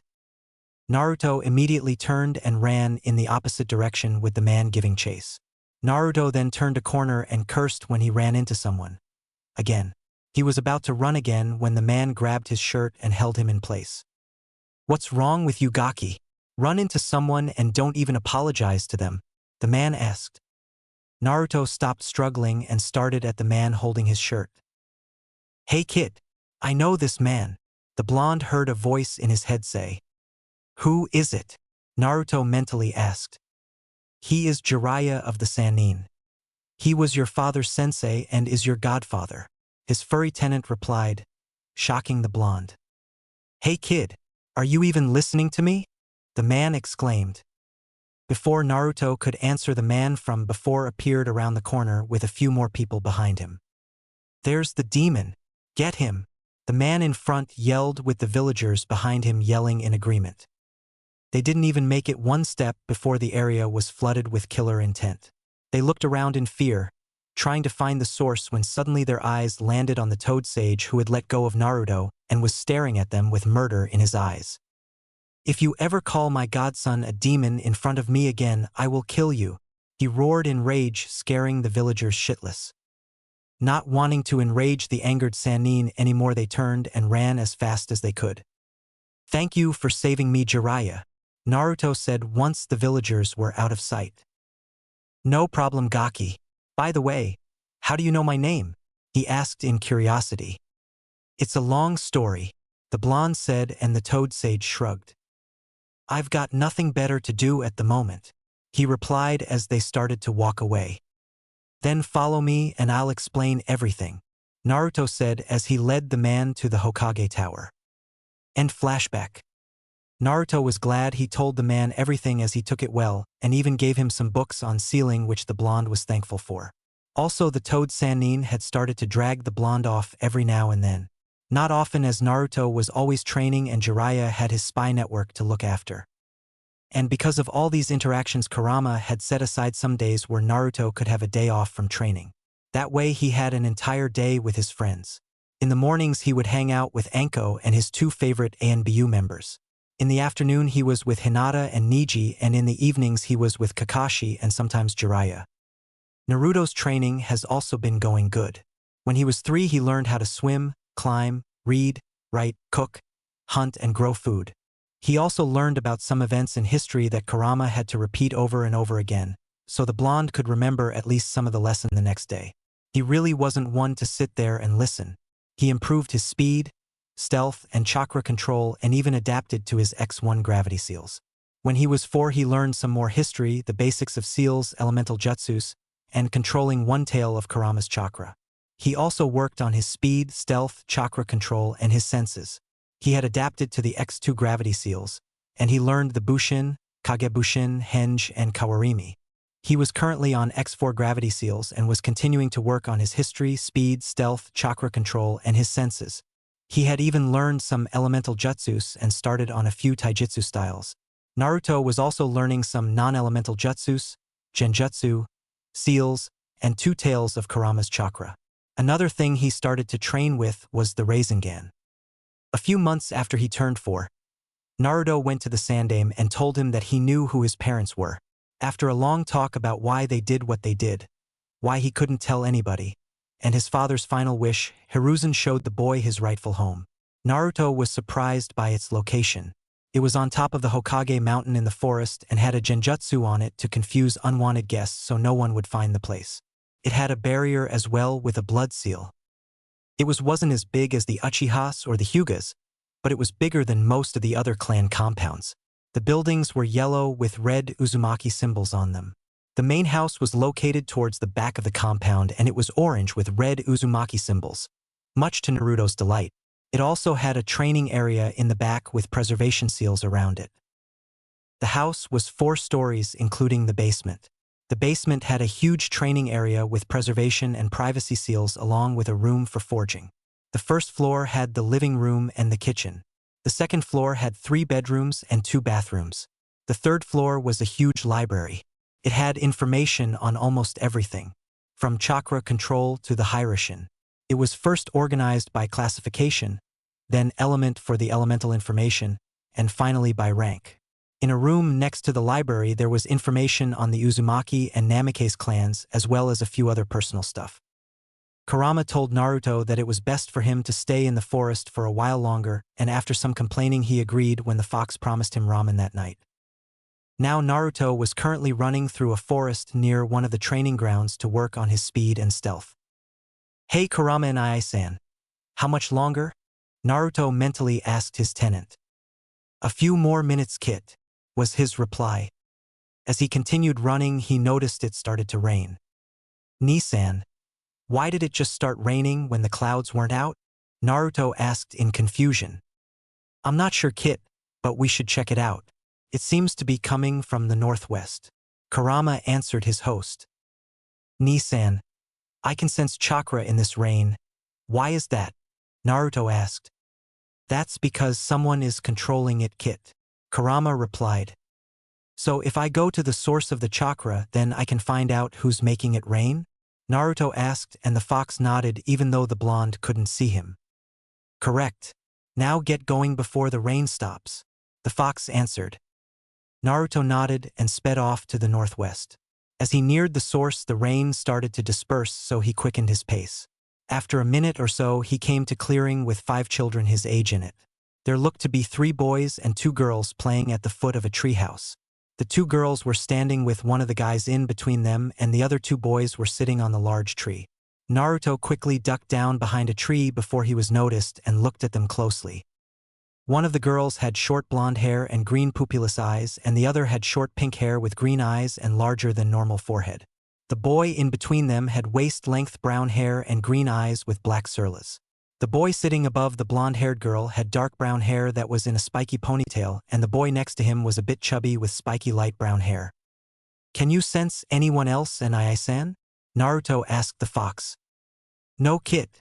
There's no one else here," Kurama told his tenant. "Then where did the rain come from? I thought I sensed the chakra come from here," Naruto replied in confusion. "It's coming from the kid with the green and black eyes," Kurama informed his host. "Can I approach them?" the blonde asked hopefully and Kurama sighed. "All right, but be cautious, Kit. There's something off about that kid's chakra," Kurama warned. Normally the fox would say no in this kind of situation, but other than the two Hyuga children, Naruto has no other friends his age. So Kurama figured he would chance it for Naruto's sake. After all, if things got too rough for Naruto to handle, then he would take over like usual. "Don't worry, I'll be fine," Naruto exclaimed as he stood up and walked into the clearing. The kids turned and looked at him curiously, making Naruto grin sheepishly. As Naruto walked closer, the girls approached him. "Who are you?" the blonde-headed girl asked curiously, with the pink-headed girl hiding behind her shyly. "My name is Naruto Uzumaki, Databeo," Naruto exclaimed with a grin. "I'm Ino Yamanaka and this is Sakura Haruno." They introduced herself and the girl behind her, who waved at him shyly. "Can I play with you guys?" Naruto asked carefully for fear of being rejected, but the girl smiled at him. "Of course, come on," Ino exclaimed as she grabbed his hand and dragged him over to the others, with Sakura following. "Guys, this is Naruto Uzumaki. He's come to play with us." Ino introduced the blonde, who grinned at them. "My name is Yota," the boy with unusual eyes greeted. I'm Hoji Akimichi. The chubby boy said with a welcoming smile, and Naruto grinned back. "Shikamaru Nara," the boy with the pineapple hair said. "So what game should we play?" Ino asked the group. "What about hide and seek?" Choji asked, and everyone agreed. "All right then, who's it?" Ino asked. "I will," Choji volunteered. "Great. Now when start counting against the tree and we'll hide," Ino said, and when Choji started to count, they scattered. "Remember, count to 30, Ino called as she left the clearing with Sakura. Chapter 5. Recap. "Can I approach them?" the blonde asked hopefully, and Kurama sighed. "All right, but be cautious, Kit. There's something off about that kid's chakra," Kurama warned. Normally the fox would say no in this kind of situation, but other than the two Hyuga children, Naruto has no other friends his age. So Kurama figured he would chance it for Naruto's sake. After all, if things got too rough for Naruto to handle, then he would take over like usual. "Don't worry, I'll be fine," Naruto exclaimed as he stood up and walked into the clearing. The kids turned and looked at him curiously, making Naruto grin sheepishly. As Naruto walked closer, the girls approached him. "Who are you?" the blonde-headed girl asked curiously, with the pink-headed girl hiding behind her shyly. "My name is Naruto Uzumaki, Databeo," Naruto exclaimed with a grin. "I'm Ino Yamanaka and this is Sakura Haruno." They introduced herself and the girl behind her, who waved at him shyly. "Can I play with you guys?" Naruto asked carefully for fear of being rejected, but the girl smiled at him. "Of course, come on," Ino exclaimed as she grabbed his hand and dragged him over to the others, with Sakura following. "Guys, this is Naruto Uzumaki. He's come to play with us." Ino introduced the blonde, who grinned at them. "My name is Yota," the boy with unusual eyes greeted. I'm Hoji Akimichi. The chubby boy said with a welcoming smile, and Naruto grinned back. "Shikamaru Nara," the boy with the pineapple hair said. "So what game should we play?" Ino asked the group. "What about hide and seek?" Choji asked, and everyone agreed. "All right then, who's it?" Ino asked. "I will," Choji volunteered. "Great. Now when start counting against the tree and we'll hide," Ino said, and when Choji started to count, they scattered. "Remember, count to 30, Ino called as she left the clearing with Sakura. End recap. As soon as Choji started to count, Naruto took off into the forest with a grin. He soon stopped and climbed up a tree. He didn't go too far though, just enough so he could hide effectively. It was a few minutes later that Choji walked by, completely unaware of the blonde above him. Naruto silently snickered at that. He watched Choji until he was out of sight. It wasn't long until he heard a girlish squeal that he recognized as Sakura. Soon after that, he heard another squeal and knew Ino was found. "I still don't see what is so entertaining about this game," Kurama grumbled in his head. "The point is so you can have fun playing with your friends," Naruto retorted. "Sounds like a waste of time to me," the fox replied, and Naruto rolled his eyes. Everything kids do is a waste of time to you, Naruto said. True. Kids these days are too trusting and naive, Kurama informed his host. And what would make this game more fun for you then? Naruto asked his tenant curiously. Maybe spilling the blood of the ones you find, the fox replied nonchalantly. Before Naruto could reply, a face suddenly appeared in front of him and he fell out of the tree with a yell of surprise.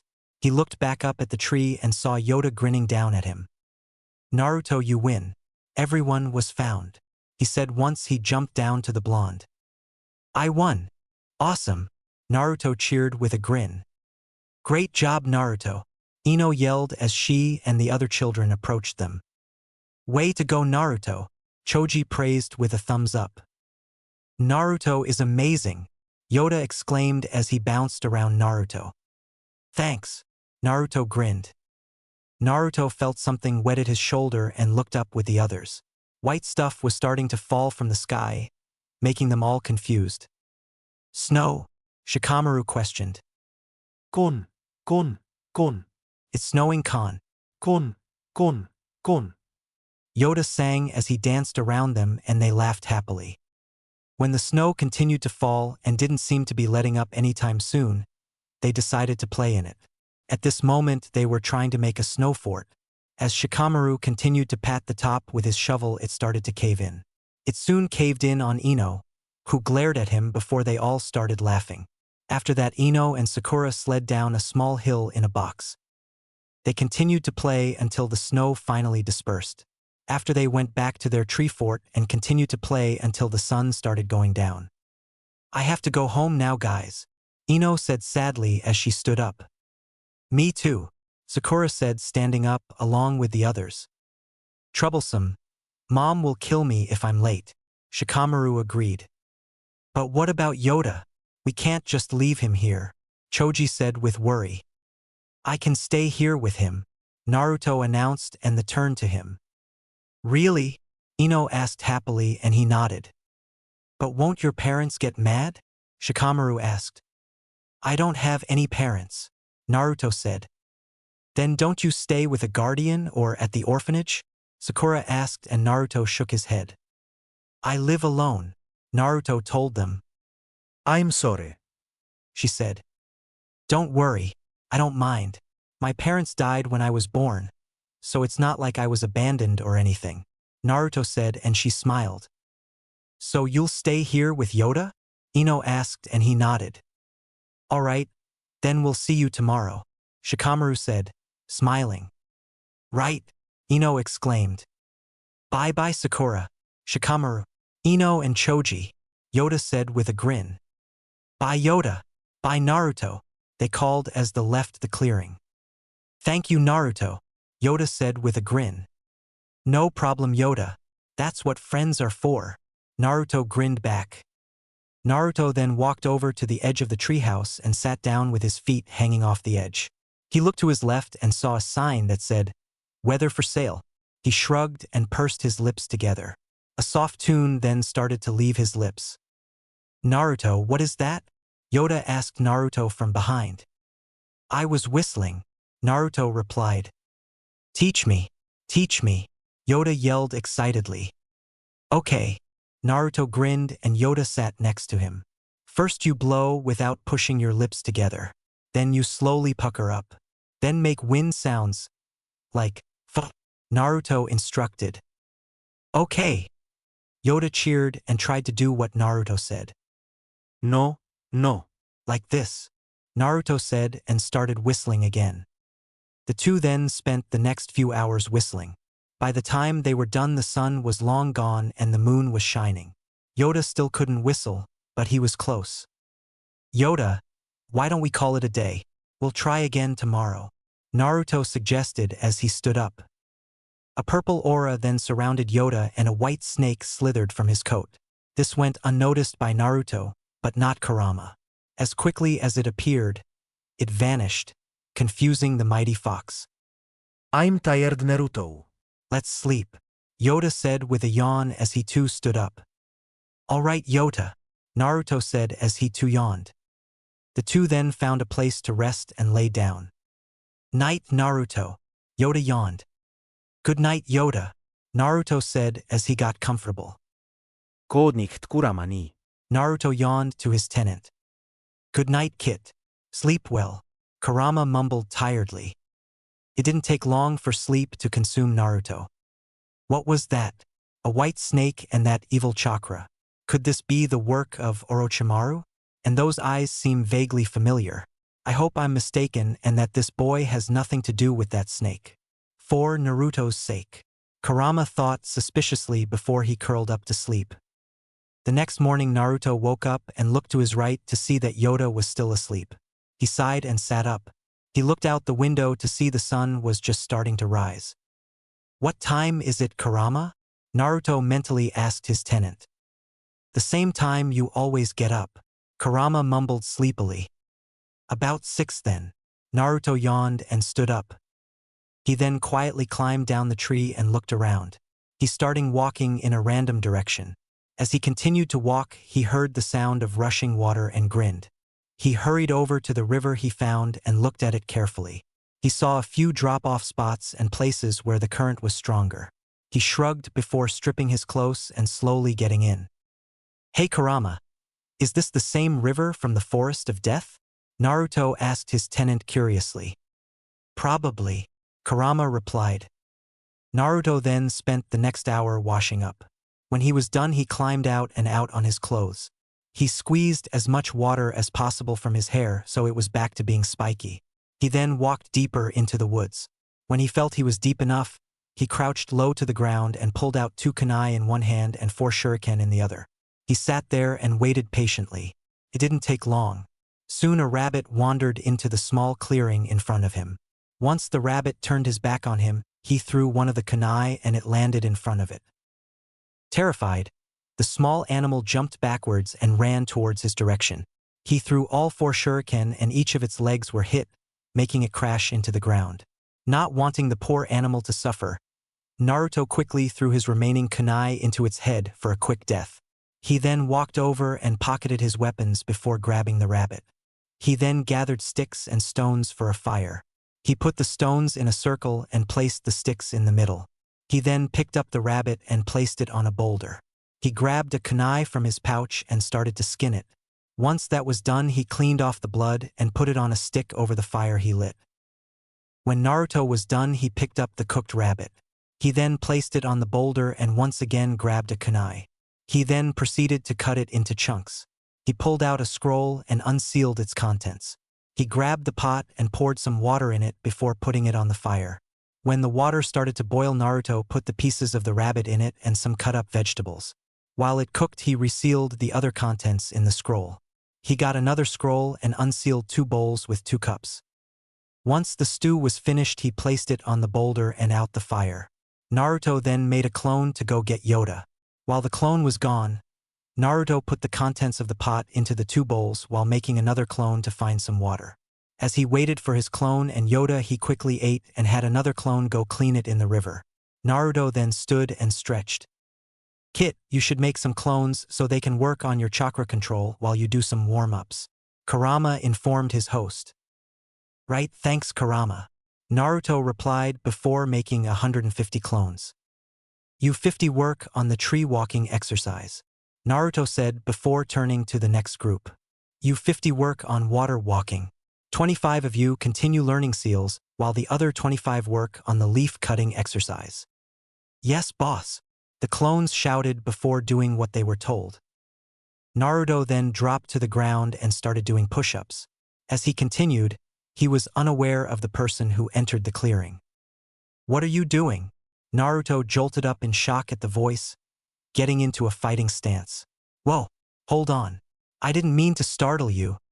Arf, arf. A small dog barked in agreement. Naruto looked over the boy in front of him. He knew the boy was an Inuzuka because of the red triangles on his cheeks. He had short brown hair, dark eyes. Next to him was a white puppy with brown ears. Naruto slowly got out of his stance. What are you doing here? Naruto asked him. I was walking Akamaru and saw you training, the boy explained. I'm Kiba Inuzuka and this is Akamaru. Arf, Akamaru barked happily. My name is Naruto Uzumaki.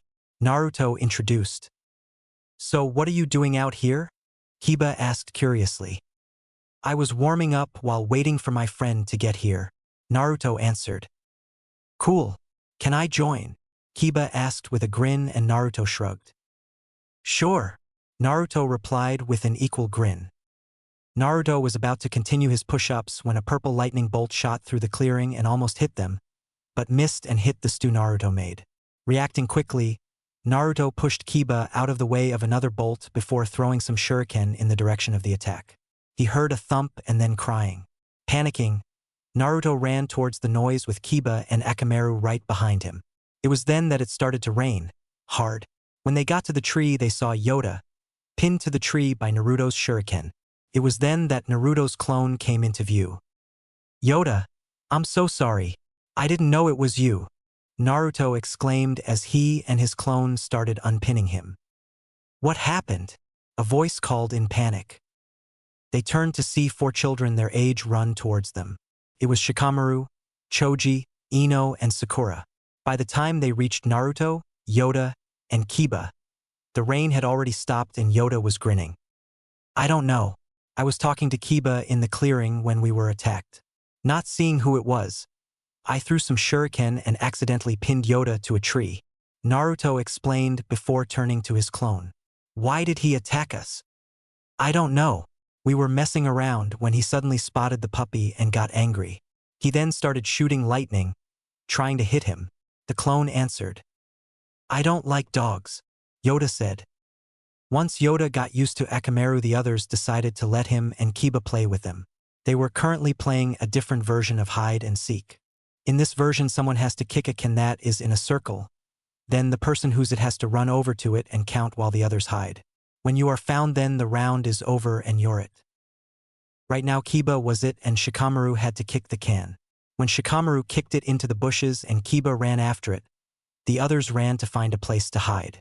Naruto was going to go find a place that Kiba would never be able to find when Kurama told him it wasn't a good idea.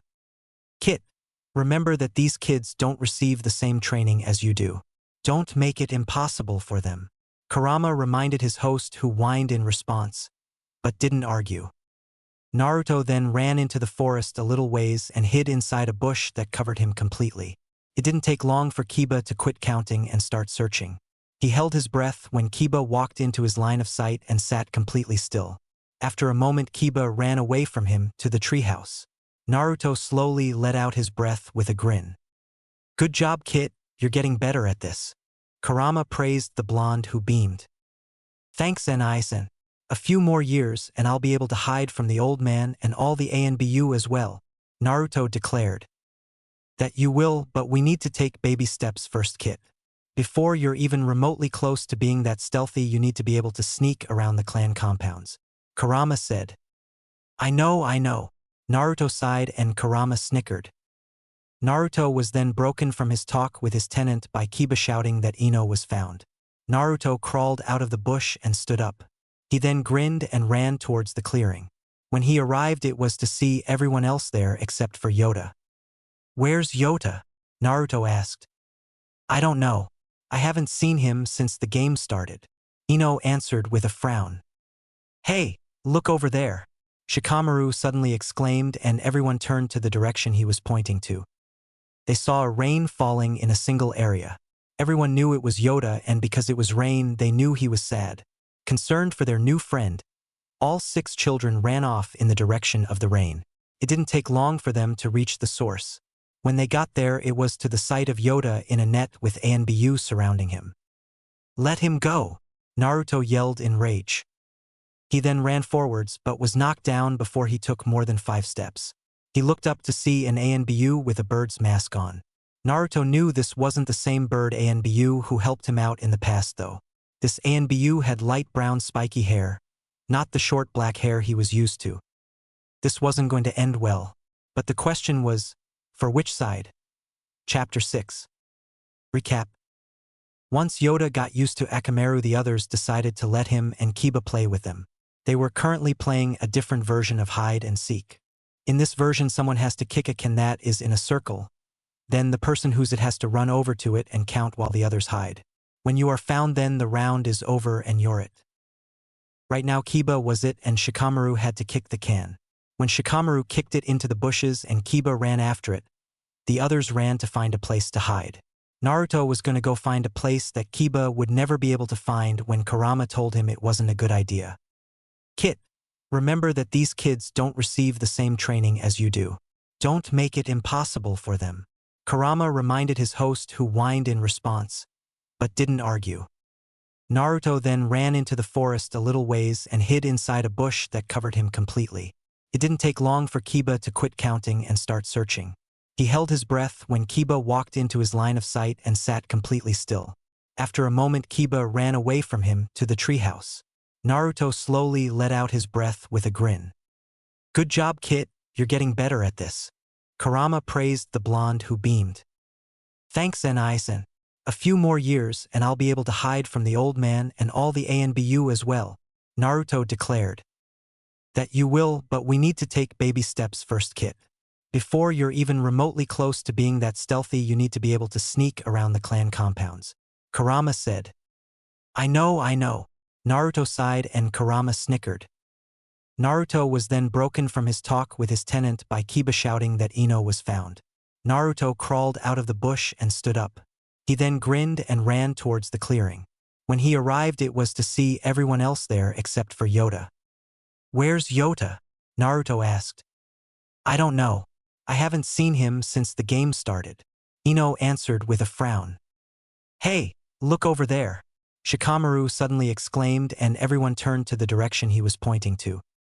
They saw a rain falling in a single area. Everyone knew it was Yoda, and because it was rain, they knew he was sad. Concerned for their new friend, all 6 children ran off in the direction of the rain. It didn't take long for them to reach the source. When they got there, it was to the sight of Yoda in a net with ANBU surrounding him. Let him go, Naruto yelled in rage.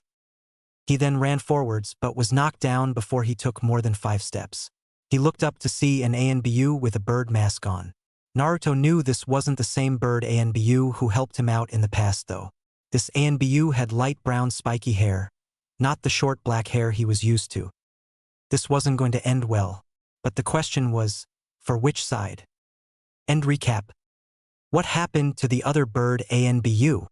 Naruto asked worriedly as he quickly got back to his feet. That's none of your concern, boy, the ANBU stated, but said the word, boy, with venom. Careful, Kit. He's one of them, Kurama warned his host.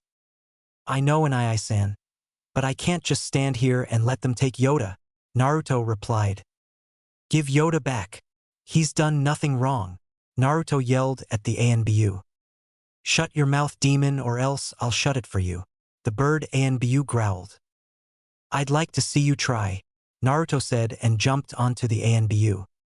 Leave Yoda alone, Ino yelled as she and the others jumped onto the ANBU as well. The ANBU quickly shook them off and glared at them. Naruto stood up and glared right back.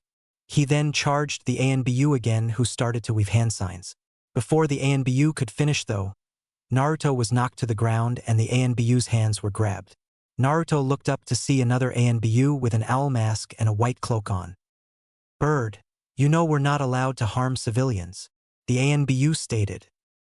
But he's Bird started to say before Owl cut him off. It doesn't matter, especially when there are 4 clan heirs with him and we have a mission to accomplish, Owl said. Sorry, Captain. It won't happen again, Bird replied. Good. We've captured the target, so let's go, he said, and all the ANBU disappeared with Yoda. Damn it, Naruto shouted in rage as he slammed his fist on the ground. What do we do now? Choji asked as they stood up. What can we do? Those were ANBU. How can we possibly go against them? Kiba asked in defeat. But we can't just leave Yoda. They might hurt him, Sakura said with worry. Do what you guys want, but I'm going to save him. Yoda's my friend, and I'll never abandon my friends, Naruto said as he stood up and looked in the direction of the village. But Naruto, what can we possibly do? We're only 5 and have barely any ninja training. If we go after Yoda, then we'll have the entire village against us, Ino exclaimed. I don't care. The village is already against me. I'll save Yoda no matter what. Databeo, Naruto declared as he looked back at them with determination. I'm coming too. Yoda needs us. Sakura smiled. I agree, Choji said with a smile. Of course I'm going to help save Yoda. Right, Akamaru? Kiba stated and Akamaru barked in agreement. This is completely crazy. But Yoda is my friend too. Count me in. Ino sighed but then grinned. I'm with you, Naruto. Yoda is our friend. Shikamaru agreed with a smile. Naruto grinned at them. He was glad they agreed to help. Especially Shikamaru, though he can't figure out why. Alright then guys, let's get going. Naruto proclaimed while pumping his fist in the air. Yeah. The others agreed and they took off towards the village. Go to your old apartment, Kurama voiced, confusing the blonde. Why do we need to go there, Anai-sen? He asked. Don't you remember? You had a clear view at the Hokage Tower and his was a short distance away too. Also, no one will ever find you guys so you can stay there and make a plan without rising suspicion. Kurama explained and Naruto nodded. Alright, thanks Kurama and I. Naruto thanked before turning his attention back to the others. I know a place where we can stop and make a plan. The Hokage Tower is near there. Naruto informed them. Do we even have time for that? Choji asked worriedly and Naruto nodded. It will be a few hours before they'll be able to interrogate him. The three main interrogators are out on missions, so they'll use ANBU. This also means that they'll hold him in the interrogation room in the Hokage Tower. Naruto explained. How do you know so much? Shikamaru asked him curiously and Naruto grimaced. I'll tell you after we save Yoda because it's a long story and we don't have the time. Naruto said and he nodded. Alright, but you better tell us. We're friends after all. Ino said. I promise. And I never go back on my word, Databeo. Naruto grinned at her with a thumbs up. They then continued to their destination in silence. Naruto took the long way around to avoid the populace. He didn't want his new friends to be called demon lovers after all. A few brave civilians have even dared to call the Hyuga that. Most were taken care of rather quickly though. The others questioned him about his decision, but he told them that they would understand later. They didn't press the subject any further. It wasn't long until they reached Naruto's old apartment building. Naruto stopped when he noticed one of his new friends stopped as well. What is it? Naruto asked. My mother told me to stay away from this place because a demon lives here, Sakura said as she looked at the building with fear evident in her eyes. That's not Tuesday. I've been here plenty of times and I've never seen a demon, Naruto informed her. I don't know. Isn't there some place else we can go? Sakura asked. Come on, Sakura. It's for Yoda. Remember? Ino told her pink-haired friend and Naruto looked at her gratefully. And if Naruto says it's fine, then it's fine. He's never lied to us before and I trust him. Shikamaru added with a smile towards the blonde. Naruto gave a rare, genuine smile towards the Nara. All right, Sakura relented and they continued inside. Naruto then led them up the stairs and to his old room. His friends stared at the door. The door and the surrounding walls had graffiti on them. There were words like demon, demon fox, demon incarnate, and of course, demon hellspawn. He inwardly sighed at this before he turned to the others. They looked at the door in shock and apprehension. Don't pay any mind to the words. They don't concern us. We'll only be here for an hour at most. Naruto informed them. Are you sure this is a good idea? I mean, I don't think we're supposed to be here. Kiba questioned nervously. Don't worry, it's fine. Nothing bad will happen to us while we're here. I promise. And I never go back on my word. Naruto told them without a hint of doubt. Well then, what are we waiting for? Ino asked. Naruto then turned and opened the door. When he walked inside, he saw that anything salvageable was taken and the rest was broken or burned. All over the walls and floor were familiar phrases as the ones on the door. His eye twitched. Didn't the villagers have something better to do than ransack his old apartment? Apparently not. What the hell happened to this place? Kiba asked when he and the others entered the small apartment. Nothing to concern yourselves with. Now let's go make a plan. Follow me and I'll lead you to the room that has a clear view of the Hokage tower. Naruto replied as he started in the direction of the bedroom. When he entered the room, he walked over to another door and opened it to show a balcony. He walked onto the balcony and pointed off into the distance. They looked at the direction he was pointing to and saw the Hokage tower. "Can we get started already?" asked an impatient Ino as they followed the blonde. "Alright, so what's the plan?" Naruto asked in general, and they spent the next hour or so coming up with a plan. "Hey everybody, look at me!" a blonde child yelled from atop the Hokage monument. Most occupants of the village looked up to see the village pariah on top of the Hokage monument, throwing buckets of paint on the third's head. "Somebody stop him," one of them yelled. "Stop defiling the sacred Hokage monument, demon," another shouted in rage. "Get down from there," a random citizen yelled. While that was going on, 5 children snuck into the Hokage tower air vents. They crawled through it quickly and silently. When they reached their destination, they removed the vent cover, and when they were in the clear, they exited by one. They snuck across the hall to the stairwell. They almost got caught, but luckily, they went unnoticed. They then continued down the stairs and into another hall where they ran until they found another vent cover. They crawled inside and to their next destination. Once they reached the end, they peered through the vent cover and saw Yoda being interrogated by about 5 ANBU. Shikamaru quickly used his shadow possession to control the ANBU while Kiba removed the vent covers and they entered the room. They then ran over to Yoda while Shikamaru continued to hold the ANBU. "Yoda!" Ino exclaimed in relief. "Shikamaru, you're amazing after all. You did a jutsu on grown-up ninja," Choji complimented. "Are you some type of genius?" Ino asked in amazement. "Nope, he's still wet behind the ears," a voice asked. "Shucks," Shikamaru said when the lights flickered on, eliminating the shadows. They stared in disbelief at the ANBU in front of them. Before they could react, an ANBU appeared behind them. "Don't move. Anyone who threatens the welfare of the village will be treated harshly. Even if they are children. He could be a spy." He spoke with a minuscule amount of Ki directed at them. "You've got to be joking," another voice shouted. The children turned to see their blonde-headed friend running towards them. "Naruto!" Ino exclaimed. Naruto continued running until he was right in front of Yoda. He spread his arms out to try and protect him while glaring at the ANBU. "Yoda isn't like that. Yoda is one of my only friends, and I will not stand by and watch you hurt him. I will stop you no matter what," Naruto protested. The bird ANBU then appeared behind him and chopped him in the neck, causing the boy to fall. "Naruto!" his friends exclaimed in worry.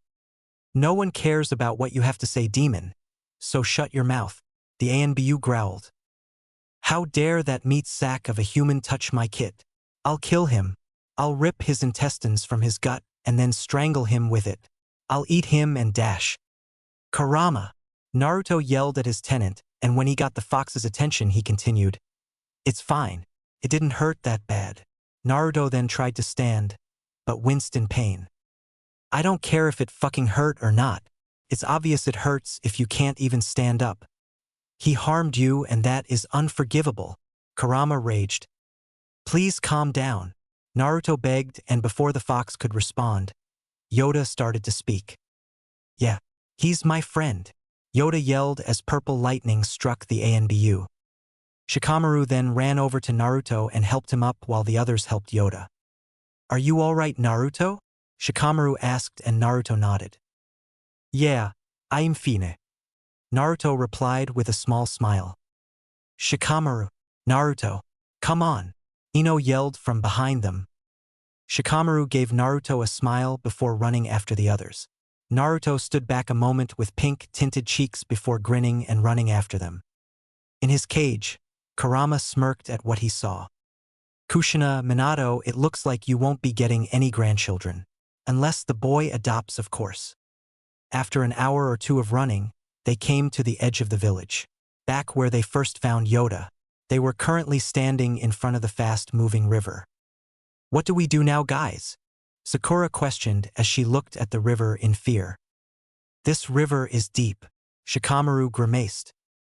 But we have to cross it, Ino told them. They're probably coming after us already, Sakura informed them. If only we could walk on water, Choji said in frustration. We have to do it, Kiba insisted with Akamaru agreeing. Naruto looked at the river before taking a deep breath and walking towards it with Yoda on his back. Naruto, what are you doing?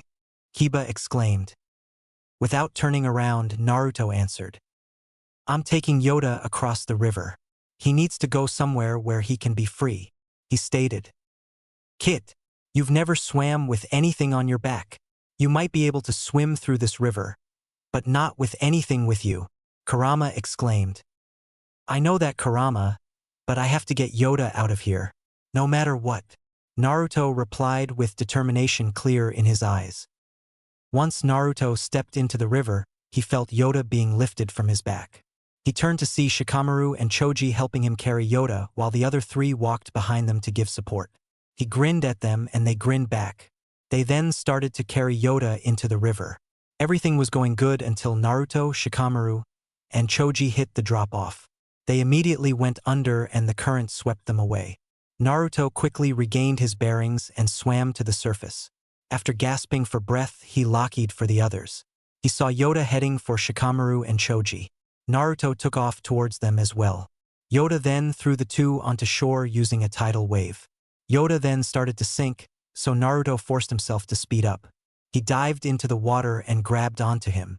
Naruto tried to pull them to the surface, but the current kept them under. Soon Naruto couldn't hold his breath any longer and started to lose consciousness. His grip on Yoda slackened as he sunk deeper into the water. Yoda then grabbed the blonde and used the water to shoot them out of the water.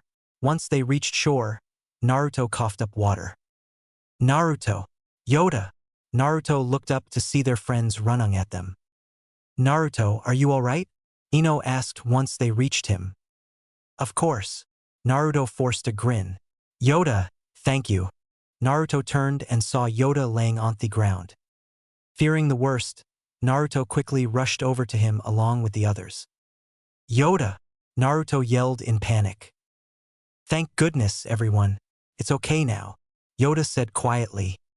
You're the one who's okay, Yoda, Naruto exclaimed. I'm all ready, Yoda started. No, Yota, Choji cried. It's my fault. If I hadn't been so reckless, Naruto said in shame. It's my fault, Kiba said with Akamaru whimpering. We should have tried a different way, Shikamaru added. Yoda, Sakura exclaimed with tears in her eyes. Yoda, I'm so sorry, Ino apologized. It's time for me to go, Yoda stated as he weakly lifted his hand. What are you talking about? Naruto asked as tears filled his eyes. I'll never forget about you guys, Yoda smiled as he closed his eyes. But you guys, forget about me. How can we forget about you? Naruto cried as he grabbed his hand along with the others. Yeah, he's right, Yoda. It's true, Yoda. Yoda's hand then started to glow and he opened his eyes. You have to forget, otherwise it will be painful, Yoda told them. The light then disappeared and everyone except Naruto fell over unconscious. Naruto then let out a scream of pain as blood dripped from his eyes. A moment later he quit and started panting. Naruto looked at Yoda with purple eyes with 4 black rings around the pupil and tears dripping down his cheeks. Yota I'm. Naruto then fell over too and Yoda's eyes closed. Yo-ta. The next poll I'm posting is if Naruto should be on the same team or not. If he isn't, then I already have the team picked out. Here are some pros and cons of keeping the same teams. Pros, it will be easier to write and less chance of OOC. Cons, you already know the general outline of what's to come, X, the wave mission, second stage of Chunin exams, etc. Less Narushika moments. There will also be more bashing with the same teams.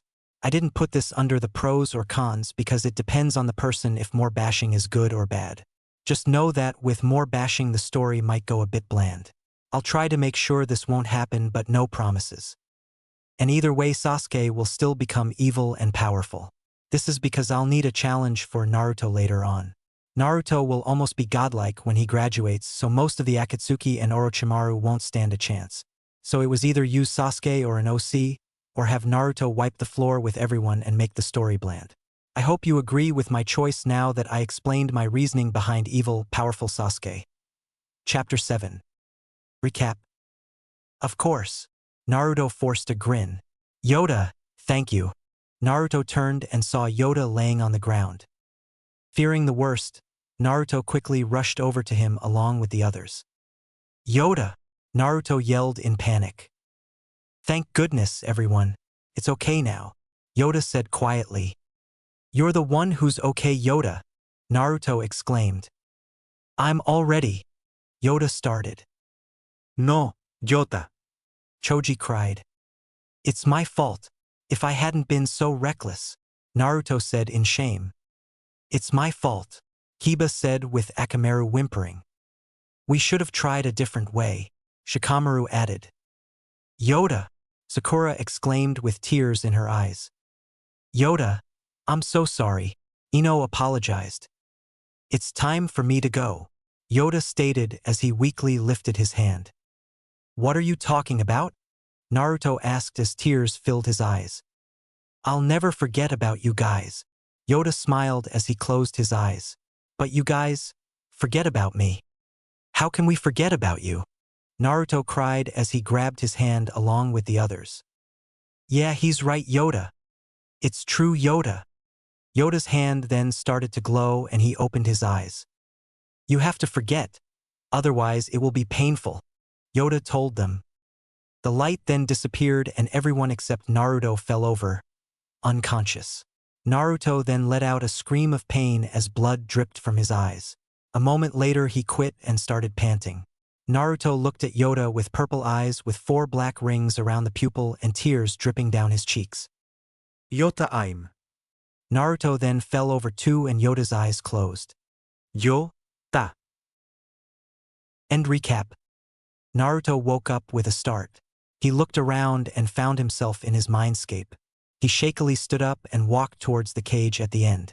When he reached the big metal bars, walked through them and over to his brother figure who was laying down. Naruto, are you all right? Kurama asked his host in concern. Why wouldn't I be? Naruto asked in confusion. Don't you remember what happened? Kurama questioned and Naruto shook his head. Nothing, why? What happened? Another beating? The blonde asked and Kurama sighed. It seems that Yoda brat erased his memories. That means I'll have to search for them and unlock them. But is that such a good idea? Naruto will be in a lot of emotional pain if he were to remember. On the other hand, if he doesn't remember, then I'll never be able to see if my theory is correct and Naruto won't remember having them as his friends. So, the question is, which will be better for him? One look at the boy in front of him and he received his answer. Naruto, I need you to wake up and talk to the old man. I've got something that needs to be taken care of, Kurama told the blonde who looked at him suspiciously. Why do I have the feeling that you're hiding something from me? Naruto asked rhetorically before he disappeared. I hope I'm making the right choice, Kurama sighed as he got to work. Naruto slowly opened his eyes to see a white ceiling. He groaned at that before struggling to sit up. That's when he heard the door open and close. He looked over and saw Hiruzen walking towards him in concern. Naruto, are you all right? The sandaime asked the blonde. Yeah, I'm fine, GG. But could you please tell me what happened? Naruto asked him. That's what I was hoping you could tell me, he replied as he took a seat next to the bed. I don't remember anything, GG. The last thing I remember was running around the outskirts of the village for training. Naruto answered and Hiruzen sighed. I thought as much. It appears that your memories of the last couple days have been erased. You weren't the only one though. A few of the clan heirs are in the same situation as yourself, the old Kage said. Why? What could have erased our memories? And who else got their memories erased? Naruto asked and Hiruzen sighed before answering the young blonde. I cannot tell you who or why I'm afraid, as I do not know myself. The others with you were a civilian named Sakura Haruno, Kiba Inuzuka, heir of the Inuzuka clan, Ino Yamanaka, heiress of the Yamanaka clan, Choji Akimichi, heir of the Akimichi clan, and Shikamaru Nara, heir of the Nara clan. He informed his surrogate grandson. That's strange. I guess I'll ask Kurama and Ai-san about it later. If he knows anything then I'll tell you, GG. Naruto said. Alright my boy. Now, if that's all then I guess I'll be taking my leave. And before you ask, you can leave anytime. The Sandaime said before he walked out the door. Why do I have the feeling that I'm missing something? That I should know the answer to all those questions? Naruto mentally asked himself before he sighed in frustration. I guess I should leave. No use sticking around here. He mumbled to himself as he jumped out of the bed. Naruto then made his way out the door and down the hall. As he walked he passed by some kids about his age. He knew they were the clan heirs his GG told him about. He spent enough time around their compounds to tell which clan they belonged to. As he walked by them they ignored him like he didn't exist, and for a reason he couldn't make out. It hurt. Especially with the Nara. He didn't know why though. He's never met any of them before, so why does it hurt that they don't recognize him? Naruto shook his head to clear his thoughts and found himself outside of the hospital entrance. He sighed as he headed for the forest where he currently resided in. He was somewhat curious and worried about Kurama. The fox hasn't spoken to him since he woke up. The blonde Jinchuriki wondered what his tenant could be up to that would take him almost an hour to accomplish. Naruto soon found himself at the Forest of Death and entered without a second thought. Living here for almost 3 years made feel at ease with the forest. He knew how to avoid the dangerous animals and he knew his way around so he wouldn't get lost either. As he walked to his home in deep thought, he was unaware of the shadows following him. When Naruto entered the clearing where he learned tree walking, he knew something was wrong. He had a feeling that he was being watched. He stopped and focused on his surroundings, like Kurama has taught him. His eyes flew open as he sensed danger and ducked just in time, as a flurry of shuriken went over his head. He turned to see 2 ninja that he identified as a Chunin and a Jounin. Damn it! Kurama and Ai-san? Are you there? I could really use your help right now. Naruto mentally yelled to his tenant with panic. If they were just Chunin then he would have been able to take care of them on his own, but a Jounin? He wasn't quite that level yet. However, because Kurama wasn't answering, he'll just have to figure something out. Perhaps he could stall them until Kurama respond, or maybe for Anko to show up. Look what we have here. The demon all alone with nobody around to help him. And what a perfect place to kill you, as it will just seem like one of the animals here did it. How about we finish this before someone comes looking for you, though I highly doubt anyone would. You're just a demon after all. The Jounin sneered with the Chunin chuckling next to him. Naruto gritted his teeth and started thinking of a plan to get him out of this situation. At least I have the environment layout to my advantage. Especially in a place like this. Anko won't be here for another 3 hours, and with what happened yesterday GG forgot to assign the ANBU guard duty over me. Kurama's not answering, so I guess it's just me. In that case my best bet would be to outsmart them. I'll have to lead them further in and hope the animals get them. Naruto thought to himself. Naruto took out an explosive tag and chucked it at them. Predictably, they dodged just before it exploded. Using the explosion to his advantage, Naruto took off into the forest. In an attempt to lose his pursuers, Naruto made 2 shadow clones and had them run in separate directions as him. He continued running until he reached a clearing where he stopped and tried to catch his breath. He didn't have long, as a moment later he rolled out of the way of a hail of kunai. Once the last kunai hit the ground, Naruto looked up to see the 2 shinobi land in the clearing. Almost lost us there, demon, but I'm a Jounin. There's no way you could match me. The Jounin sneered and Naruto gritted his teeth. We'll see about that. Naruto yelled at him as he made a few hand signs. Wind style, great breakthrough. The force of Naruto's attack sent the 2 through a couple trees behind them. Without missing a beat, he then made some more hand signs. Fire style, fireball jutsu. Shadow clone jutsu. As the fireball sped towards the ninja, Naruto and his 3 clones took off in the forest. It wasn't long before Naruto sensed the 2 enemies on his tail, so he ordered 2 of his clones to stay behind. He and his last clone continued running until they came to a cliff. Naruto looked down to see how steep it was. He sighed when he realized that he might be able to survive the jump. But it wasn't a good chance considering Kurama's not answering, and it was the same river that seems to always be in his way of something. So the demon knows a few tricks. Too bad it's not enough to get rid of us. Naruto looked behind him and groaned at the two. Enough playtime, demon. Your fate's inevitable. Fire style, Fire Dragon Bomb Jutsu. Earth style, Earth Dragon Bomb Jutsu. Naruto cursed when he saw the flame-covered mud heading towards him. Thinking fast, Naruto ran through a set of hand seals. Earth style, Earth Dome. Naruto slammed his hands on the ground and a dome of earth covered him and his clone from the projectiles. Outside the dome, the Jounin growled in annoyance. Prolong your death as much as you want, demon. But you won't be leaving here alive, he yelled. I will avenge my brother, the Chunin yelled. Naruto gritted his teeth as he tried to think of another plan. I'm nearly out of chakra and it seems all the jutsu scared of the animals. The only thing I have right now is a shadow clone. I guess I'll have to get violent, Naruto thought to himself. Naruto stayed in the Earth Dome trying to think of a plan. When the ninja attacked and blew open the dome, Naruto was just able to dodge his way out of the incoming barrage of fire and earth. Then he pulled out 2 kunai with explosive tags and threw them towards the enemy ninja. They flew straight at them at whirlwind speed and exploded as it hit the ground in front of them. They were able to dodge it, but it caught them off guard for a split second, allowing Naruto's clone to turn into a large shuriken that Naruto was able to throw at them. The shuriken flew through the air, spinning straight for the Earth-style user, catching him off guard and cutting through his right arm as he tried to dodge. Damn, it got my arm, the Chunin yelled in pain. Are you all right? He was asked, responding with a grunt as Naruto weaved more signs and used a fireball that flew straight at the Chunin.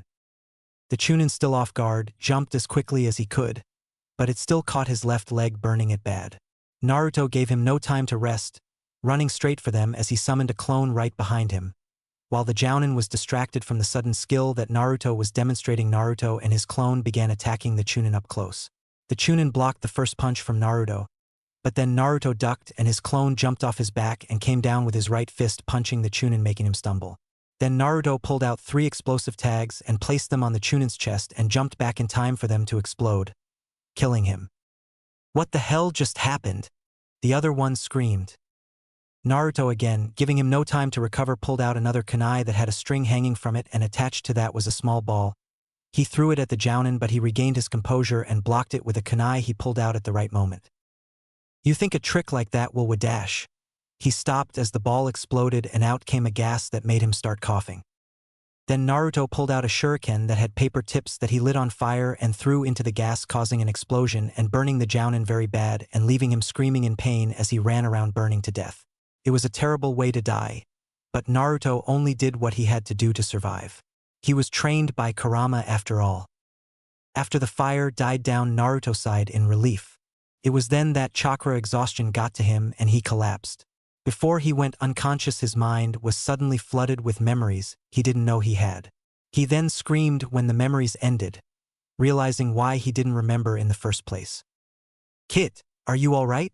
When Kurama received no answer, he looked closer at his host to see that he was lying unconscious. What did I miss?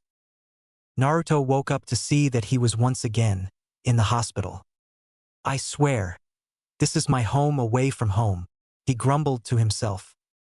I'm starting to think you should just live here in the hospital, my boy. You were only here a few hours ago. Naruto looked over to his left and saw the Sandaime sitting in a chair next to his bed.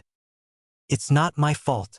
They attacked me first, Naruto exclaimed with a pout, causing Hiruzen to chuckle before turning serious. I have already taken the necessary precautions, so you can speak freely without having to worry about being overheard. Now, can you tell me what happened? Hiruzen asked him. I was walking home from the hospital, as you know, but on my way I was attacked by a Chunin and Jonin. I tried to lose them at first, but when I couldn't I had to fight back. Naruto then proceeded to tell the Sandaime everything that happened in the forest. Well, I'm glad you're not hurt, Naruto, and I understand the situation you were put through. Therefore, you will not receive punishment for killing them, the old Kage told his surrogate grandson.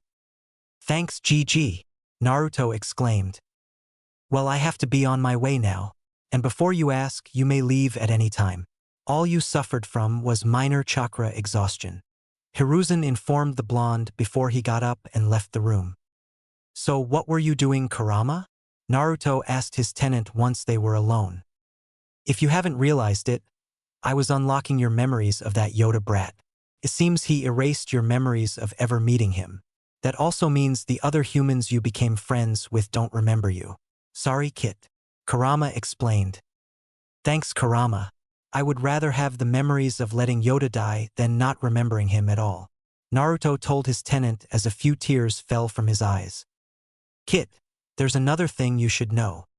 What is it, Kurama and I? Do you remember those lectures I gave you on the Rinnegan? Kurama asked. Yeah, why? Naruto asked him, confused. Good, because you'll need them. As it turns out, you have it. Kurama told him with a grin. Wait, what? You're joking, right? Naruto shouted in shock. No, I'm not joking, Kit. Now will you stop shouting? Kurama told his host, who rubbed the back of his head sheepishly. Sorry, but how did I even get it? Naruto asked his tenant. I was puzzled by that too, because you'd need the blood of both Ashura and Indra Otsutsuki. While I've known that you were Ashura's reincarnation, I didn't know how you managed to get Indra's blood. But then I thought of something. Do you remember when you met that Uchiha brat? Kurama informed his host, who scowled at the mention of the Uchiha he didn't get along with. How could I not remember Itachi and I's little brother? That team kept insulting me. Naruto growled. Yes, and do you remember when you two got into that pathetic fight? Kurama asked with a small chuckle. Don't remind me, Naruto groaned. So you don't want to remember when you both resorted to biting and pulling hair? Kurama snickered. Kurama, Naruto whined. What is the point of this? The point is that when you bit the brat you drew blood, remember? And in the midst of battle you ingested it. The fox said. I remember that. I didn't think it would have any effect on me. Naruto said. I didn't either, but as it turns out, he is the reincarnation of Indra. Kurama explained. So does that mean I can use the Rinnegan now? Naruto asked in excitement. Not quit, Kit. You still need to master the skills you're learning now. You're gonna have to wait a few years to start learning how to use it. Kurama informed the blonde. But Kurama. Nobats. And because of this little incident in the forest, I'm upping your training again. Kurama said. Naruto groaned and fell back on the bed in despair. It's been 2 years since that incident with Yoda. A now 7-year-old Naruto was attending the academy. He joined the academy about a year ago. He was happy when he realized he was in the same class as Hinata and his old friends. He then decided to put his mask to use and became the class idiot. Even Hinata made a mask for herself. Her mask made her seem shy, insecure, and have a crush on Naruto. Naruto tried to become friends with Shikamaru, Choji, Kiba, Ino, and Sakura again, but that wasn't working out too well. He knew part of that reason was because of his mask, but it's not like he could just drop it. He made it for a reason after all. Sakura and Ino were more interested in Sasuke than anybody else.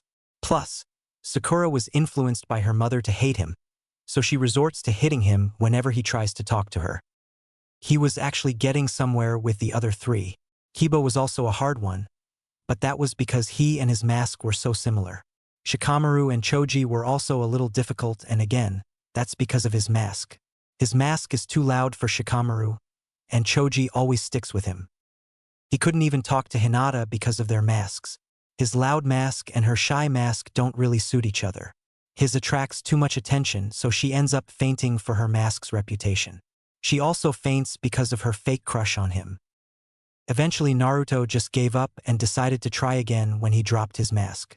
After a while of being at the academy, he and Kurama decided to leave a clone behind so he could skip and train. One night, while training in the forest, he came across a peculiar sight. He saw Itachi talking to what looked like another Uchiha on a cliff. Wanting to get a closer look, Naruto creeped forwards enough to know what was going on. It was then that he realized two things. 1, they were on the same cliff he was on when he killed that Jounin and Chunin, and 2, that other Uchiha looked to have both of his eyes ripped out. Naruto watched as they talked for a bit before the other Uchiha fell backwards into the river with a smile.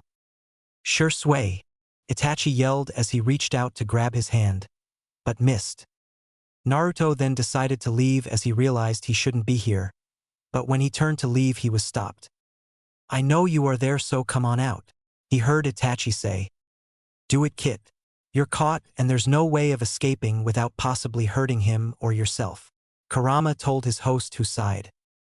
Naruto then stood up and walked into the clearing. He saw Itachi's eyes widen for a moment. "What are you doing here, Naruto?" he questioned. "I was training when I stumbled across this scene." "Itachi, what's going on?" Naruto questioned him as he now stood only a few feet away from him. Itachi looked at him for a long time, and when Naruto didn't back down he sighed quietly. "All right, Naruto, but you must promise not to tell anyone," Itachi stated seriously. "I promise, Itachi ni," Naruto said, and Itachi smiled a bit.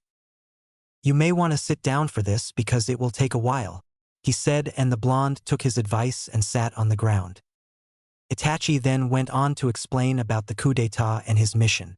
He also explained about what happened to Shursui and the masked man helping him. That is what surprised Naruto the most, because he knew Itachi was talking the same masked man that ruined his birth. "Naruto-kun, please don't tell Sasuke any of this. I don't want him to lose faith in the Uchiha name," Itachi said, and Naruto nodded as he stood up. "Alright, Itachi ni." "I won't." Naruto smiled. "Thank you, Naruto. This will be the last time we see each other for a long time," Itachi said. Naruto then went up to him and hugged him. Itachi smiled as he hugged the blonde back. "Goodbye, Itachi ni." Naruto mumbled. "Goodbye, Otudo," Itachi said softly, before he disappeared into the forest. As he watched Itachi disappear, he let a tear fall. "I'll miss you, Itachi and I-san. Please stay safe." Recap. One night, while training in the forest, he came across a peculiar sight. He saw Itachi talking to what looked like another Uchiha on a cliff. Wanting to get a closer look, Naruto crept forwards enough to know what was going on. It was then that he realized two things. One, they were on the same cliff he was on when he killed that Jonin and Chunin, and two, that other Uchiha looked to have both of his eyes ripped out. Naruto watched as they talked for a bit before the other Uchiha fell backwards into the river with a smile. "Sure sway," Itachi yelled as he reached out to grab his hand, but missed. Naruto then decided to leave as he realized he shouldn't be here, but when he turned to leave he was stopped. "I know you are there, so come on out," he heard Itachi say. "Do it, kid. You're caught and there's no way of escaping without possibly hurting him or yourself," Kurama told his host, who sighed. Naruto then stood up and walked into the clearing. He saw Itachi's eyes widen for a moment. "What are you doing here, Naruto?" he questioned. "I was training when I stumbled across this scene." "Itachi, what's going on?" Naruto questioned him as he now stood only a few feet away from him. Itachi looked at him for a long time, and when Naruto didn't back down he sighed quietly. "All right, Naruto, but you must promise not to tell anyone," Itachi stated seriously. "I promise, Itachi ni." Naruto said, and Itachi smiled a bit. "You may want to sit down for this because it will take a while," he said, and the blonde took his advice and sat on the ground. Itachi then went on to explain about the coup d'etat and his mission. He also explained about what happened to Shursui and the masked man helping him. That is what surprised Naruto the most, because he knew Itachi was talking about the same masked man that ruined his birth. "Naruto-kun, please don't tell Sasuke any of this. I don't want him to lose faith in the Uchiha name," Itachi said, and Naruto nodded as he stood up. "Alright, Itachi ni." "I won't." Naruto smiled. "Thank you, Naruto. This will be the last time we see each other for a long time," Itachi said. Naruto then went up to him and hugged him. Itachi smiled as he hugged the blonde back. "Goodbye, Itachi ni." Naruto mumbled. "Goodbye, Otudo," Itachi said softly, before he disappeared into the forest. As he watched Itachi disappear, he let a tear fall. "I'll miss you, Itachi and I-san. Please stay safe." End recap. Blue eyes slowly blinked open as a loud ringing noise sounded from his ears. Naruto sat up and groaned as he rubbed his eyes. Kurama, enough already. I'm up. The blonde internally grouched as he stood from his bed. I have to make sure you get up, Kit. The fox replied as the ringing finally stopped. You know, you bring a whole new meaning to the phrase, internal alarm clock. Naruto sighed as he made his way to the bathroom to freshen up. Once Naruto was done in the bathroom, he quickly got dressed into his bright, kill me orange jumpsuit before heading down to the kitchen to make himself some breakfast. After a quick bowl of cereal and a glass of milk to go with it, he left the house to get in some early training. He made his way to the backyard and summoned 200 clones. Okay. I want you 50 to work on making antidotes for those poisons we created yesterday. Naruto commanded as he pointed to a group who nodded and left before he turned to the next group. I want another 50 to try and get the Hiraishin completed. We've almost got it down. We just need a little more time and effort. The clones nodded and went to work. You 50 get working on completing those seals we made. The clones saluted him and left, and the blonde turned to the last 50 clones. I want half of you to work on our genjutsu while the other half continue on with ninjutsu. The clones saluted before doing as they were told. Naruto himself started off with a few stretches and basic katas for taijutsu and kenjutsu. After a few minutes of these, he sat down and closed his eyes, concentrating deeply. As he did this, the leaves on the ground around him started to float into the air before they stopped a little above his head. Then they started moving around him, each leaf moving at a different speed. After a couple of hours of doing this, the leaves dropped and he opened his eyes with a content sigh. Great job, Kit. You've mastered that chakra control exercise, Kurama said, and Naruto smiled. Yeah, well, I had an excellent sensei. Naruto replied and felt Kurama's chakra hum in gratitude. It was then that his clones started popping and he sorted the information as they flowed through his mind. Luckily, he learned not to disperse them all at once. That was not a pleasant experience. Well, I guess I better go to the academy then. Naruto sighed as he stood up with one last stretch. He quickly left his family's compound and sped off to the academy. On his way, he put on a fake grin and tried to ignore all the glares he received. No matter how much time has passed, how much he's gotten used to them, those looks will always affect him, no matter how small it may be. He felt Kurama's comforting chakra, and his grin became a little more genuine. Naruto-kun. Hearing a voice call out to him, he stopped and stared in the direction the voice came from. Walking into the alley, he grinned at the familiar face of his friend. Hinata-chan, what are you doing here? He asked as they walked further in, so they won't be seen and blow both their masks. I brought you lunch, she said as she handed him a wrapped box which Naruto took. I know you usually go to Ichiraku's, but today is the graduation exam and I wanted to do something for you. Naruto quickly sealed the wrapped lunch before turning his attention back to the young Hyuga heiress. Thanks, Hinata-chan. Good luck on the exam. Naruto grinned and she smiled back. Yeah, good luck, Naruto-kun. Hinata replied before they both left the alley and headed towards the academy. Once Naruto reached the academy, he paused when he saw Shikamaru enter with Choji. When he felt Kurama's chakra swell with amusement, he scowled and continued into the building. Walking into the classroom, Naruto took a seat towards the back of the room in the last column, in the seat closest to the window. As he sat there, Naruto scanned the quickly forming class. He saw Sakura and Ino enter and rush over to Sasuke, who was sitting a few rows ahead of him. Kiba was sitting at the edge of the middle row in the middle column. Hinata sat in the row behind him towards the middle, and Choji and Shikamaru were in the row in front of Kiba, also located in the middle. As he gazed his mostly former friends, he couldn't help but think about how his relationships with his precious people have changed over the years. It had been 5 years since the Uchiha massacre and Naruto had kept his promise to Itachi. Other than Itachi and Kurama, no one else knew that the blonde knew the truth about that night. Over the 5 years, Naruto watched Sasuke grow further into the darkness. He tried to befriend him on more than one occasion, but was always pushed aside. Soon, Naruto just stopped trying when he noticed that he was making things worse rather than better. Sasuke wasn't the only one Naruto couldn't befriend either. There was Sakura and Ino as well. While Ino was best out of the three, it didn't mean they were on friendly terms either. The worst Ino had ever done to him was yell at him for being annoying, which he didn't blame her for. He was well aware that his mask was an annoying idiot, but he kept it up for 5 years without anyone noticing a thing. Sakura, on the other hand, would often punch him for little things, mostly for saying something bad about Sasuke, asking her out, or being obnoxious. And against Kurama's judgment, he hasn't given up on trying to befriend her. Naruto did, however, befriend the others somewhat.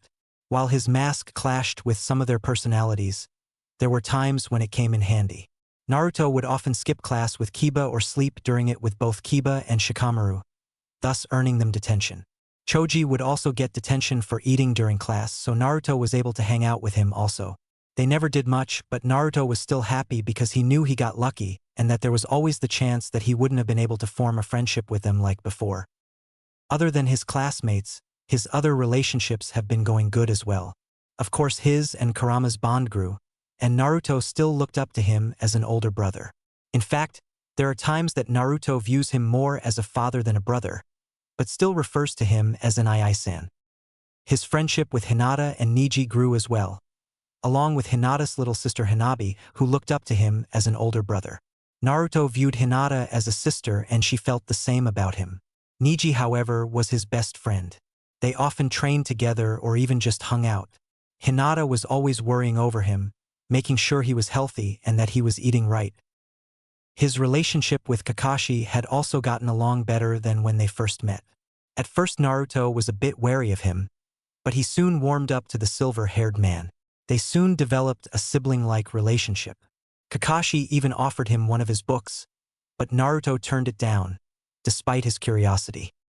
Naruto and Jiraiya also had a strong bond even though they didn't see each other much. Jiraiya had even bought him a frog wallet that he calls Gamachan. Naruto hasn't seen him since his 10th birthday, but the blonde was fine with that. He knew it was because of the Sage's spy network. His and Hiruzen's relationship hadn't changed that much. Naruto still viewed the man as his GG and Hiruzen still thought of Naruto as his surrogate grandson. They couldn't hang out all the time because of Hiruzen being the Hokage, but he managed to make some time for Naruto, even with his more busy schedule now that he's taken more control of the village. His bond with the cat Anbu had also changed for the better. So much in fact that Hyuga actually showed her face to him and told him her name. Even though he didn't need the protection anymore, she would often watch him so that they could hang out sometimes. He had soon started to see her as an elder sister. Anko had become a sister to him as well. Even after he left the forest, they still hung out at the dango shop and she would drop by every now and then. She would sometimes train with the blonde in the Forest of Death from time to time as well. He had also made a friend in Shino Aburame. He was walking through the woods one day to avoid the villagers when he stumbled across the cloaked boy looking at the bugs. Curious, Naruto approached him and after a bit of talking, Naruto decided to hang around. Since he didn't really act like he did in the academy, Naruto figured that if anyone knew he was wearing a mask it was Shino. Naruto did form one other bond though, it was with Iruka Umino. At first he knew Iruka hated him like all the others, but at least he didn't allow it to affect his teaching. It only took a year or two before the man warmed up to him and would often treat the Jinchuriki to ramen at Ichiraku's. Naruto felt bad about keeping his mask up around him, but knew it was necessary to graduate. He told himself that he would inform his sensei when he graduated. Naruto was broken from his thoughts by the very sensei that was previously on his mind, walking into the room. Iruka walked to his desk and turned to the class with a smile. That smile was quickly replaced by a frown and tick mark when they ignored him. "Shut up and sit down," he yelled using his big head no jutsu. The class abruptly went silent and gave Iruka their undivided attention. "Now, as you all know, today is your graduation exam. Exciting, I know. Now, we will begin with the written exams while we wait for Mizuki-sensei to arrive," Iruka informed the class. "Where is Mizuki-sensei?" a student asked. "He's running late today, but don't worry, he'll be here before you finish your written exams. Now let's begin," Iruka said as he started to hand out the exam. Naruto looked at his exam and inwardly laughed. "This is going to be so easy," Naruto mentally said. "Remember what we talked about with the Hokage kit. Make sure you fail," Kurama reminded his host. Yeah, I remember. Mizuki has to make everything so difficult, doesn't he? Naruto mentally sighed. It'll be worth it in the end, Kurama assured him. Still a pain in the ass though. The blonde grumbled and the fox chuckled. Might as well get this over with. With his mental conversation over, Naruto started filling out his exam with the wrong answers. After an hour or so, Naruto put down his pencil and looked around. He was one of the last to finish and there was 15 minutes left. Mizuki had arrived and he was currently talking with Irika. He then decided to see what his classmates were doing. Sasuke was looking out the window, brooding, with Sakura and Ino watching him dreamily. Hinata was sitting quietly and looking at her desk. Kiba was still finishing up his exam. Shino was watching his bugs walk around on the desk in front of him. Choji was eating a bag of chips, and Shikamaru was sleeping. How do you think Shikamaru did? Naruto asked his tenant curiously. Knowing the Nara brat, he probably did as little as possible. Kurama responded lazily. You're probably right. If it weren't for his mother, he'd just quit so he wouldn't have to put forth the effort. Naruto agreed. From what I've seen, his father isn't much better, Kurama added. Although, when he puts his mind to it, he can accomplish a lot. Naruto continued, like he hadn't heard the fox. You know, you've been thinking about the brat a lot lately, Kurama commented. I have not, Naruto defended. And you're always looking at him, Kurama continued with a smirk. No, I'm not, the blonde exclaimed. You are right now, the fox pointed out. Realizing the fox was right, Naruto immediately turned his head to look out the window, a faint blush on his cheeks. Kurama laughed and Naruto glared. All right, class, put down your pencils. Mizuki-sensei will come around and pick up your tests.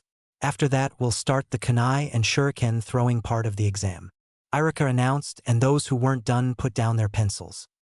As Mizuki came around and picked up the tests, Naruto saw most of the other students were excited. Once all the tests were collected, the class started talking among themselves, but were quickly silenced by Irika. Now, everyone head outside, Irika instructed, and the class did as they were told. Once outside, Irika began calling the students in alphabetical order. As students went up and did the best they could, Naruto watched with fake enthusiasm. Things certainly changed once GG got serious, huh, Kurama? Naruto asked offhandedly. Che, of course they did. Once that old brat gained a backbone again, things were bound to change, Kurama responded. Naruto smiled at this. It had only been a few years since he learned that it was the Sandaime who had been the reason of his treatment getting better. The old Kage had replaced shop owners with trusted civilians and straightened out his shinobi with the help from his perverted godfather. He even changed the curriculum for the academy. Before, it used to only be the written exam and the practical exam. Now, however, they added kunai and shuriken throwing and the taijutsu portion. This way, more qualified students would pass and become shinobi. Hinata Hyuga, Irika called, breaking him from his musings. Naruto watched his sister, in everything but blood, walk forward in fake shyness. She hesitantly grabbed the offered kunai and threw them at the target, deliberately missing some. She then threw the shuriken and made the same number. June 10th on both. Not bad, Hinata. Irika smiled and Hinata blushed brightly and mumbled a thanks before she quickly went back to her spot. On her way back, she caught Naruto's eye, who gave her a thumbs up, and she smiled back. Kiba Inuzuka, Irika called next. Naruto discreetly made his way over to Hinata and she turned to him questioningly. Is there something wrong, Naruto-kun? She asked quietly so they wouldn't be heard by the others. Naruto shook his head before he explained. Hinata-chan, after I deal with Mizuki later on, can I come visit? He asked hesitantly. Of course, Naruto-kun. You don't need to ask. Everyone loves you there, and Hanabi-chan will be delighted to see you again. Nijinai-san wants to spar with you, and I've wanted to talk to you about something as well. Hinata answered with a gentle smile and gained a blush at the end as she looked a bit nervous. Thanks, Hinata-chan. Naruto grinned but was interrupted by Irika again. Shikamaru Nara, he called, and Naruto watched the pineapple-haired boy as he walked forward lazily. Naruto couldn't help but smile as he watched the Nara air do only enough effort to pass. He quietly snickered when he heard the boy complain about how troublesome it was. Hinata watched this with a smile as understanding gleamed in her eyes. Naruto-kun likes Shikamaru-san. At least this way, I won't have to worry about hurting his feelings later like Hanabi-chan and Nijinai-san thought. I wonder why he didn't tell us. Hinata thought to herself as she watched the blonde stare at the lazy Nara with affection. Sasuke Uchiha, Iruka announced, breaking Naruto from his trance. Naruto blushed slightly when he realized he was staring at Shikamaru once again. He turned his attention to the young Uchiha who walked up with an arrogant smirk as his fangirls cheered him on. He grabbed the kunai and threw them with almost perfect accuracy while his shuriken throwing was perfect. 9 out of 10 on kunai throwing and 10 out of 10 on shuriken throwing. Great job, Sasuke. Iruka smiled and Sasuke smirked. Naturally, I am an Uchiha after all, he replied arrogantly while his fangirls squealed. Once the Uchiha was back in his spot, Iruka called out the next name. Naruto Uzumaki. Naruto inwardly sighed as he put up a fake grin and cheered. He ran up and took the kunai from Iruka, who smiled encouragingly at him. Watch this team. I'm going to do so much better than you, Naruto boasted before he threw the kunai sloppily. He then took the offered shuriken and threw them as well. 5 out of 10 on kunai throwing and 6 out of 10 on shuriken throwing. You've gotten better, Naruto, Iruka said with a smile. Thanks, Iruka-sensei, Naruto beamed before he ran back to his spot near Hinata. All right, class. Now follow me to the taijutsu portion of the exam, Iruka announced as he walked off with the class in tow. When they reached the designated area, they were greeted to the sight of a small clearing with Mizuki standing in the center of a white circle. Mizuki then walked forward and gestured to the circle. This will be the taijutsu portion of the exam. In this test, you and your opponent will randomly be chosen to fight. The girls will go first and the guys will be after them. The test will be finished once everyone has gone. You can only use taijutsu and you either have to make your opponent yield or knock them out of the ring, Mizuki explained. Does everyone understand? Iruka asked, and when no one spoke up he nodded before continuing. Then first up is Sakura Haruno and Ami Isamu. Naruto watched the fight with disinterest. Neither girl seemed to have no idea on how to fight. It was pathetic, really. It didn't last long either. Both girls ended falling to the ground in exhaustion, causing it to be a draw. The following fights weren't much better either. The most interesting fight was between Hinata and Ino, but it still wasn't much. With Hinata's fake reluctance to fight, she quickly lost to the blonde who could fight somewhat decently. Alright, now that the girls are done, we can move on to the boys. First up is Kiba Inuzuka and Takao Adachi. Alright, this will be easy. Wait here, Akamaru, Kiba said cockily as he walked into the ring as Akamaru barked in reply. Naruto watched the fight with a little more interest. It was another quick match, however, as Takao wasn't that good at taijutsu. After the match, Naruto continued to watch the fights with little to no interest. Even with the better curriculum, you can't force students to learn if they're not willing, which seemed to be the case with Naruto's classmates. Naruto grimaced at that. If these kids are this bad now, I wonder how bad they would have been if the curriculum hadn't have changed, Naruto thought. Shikamaru Nara and Choji Akimichi, Iruka called, and Naruto stared at him incredulously. Seriously? Those two are best friends. Shikamaru won't fight him. Naruto inwardly sighed in exasperation. The Nara brat would give up even if he wasn't fighting the Akimichi brat. You know that, Kurama commented. Still, Naruto replied as he frowned.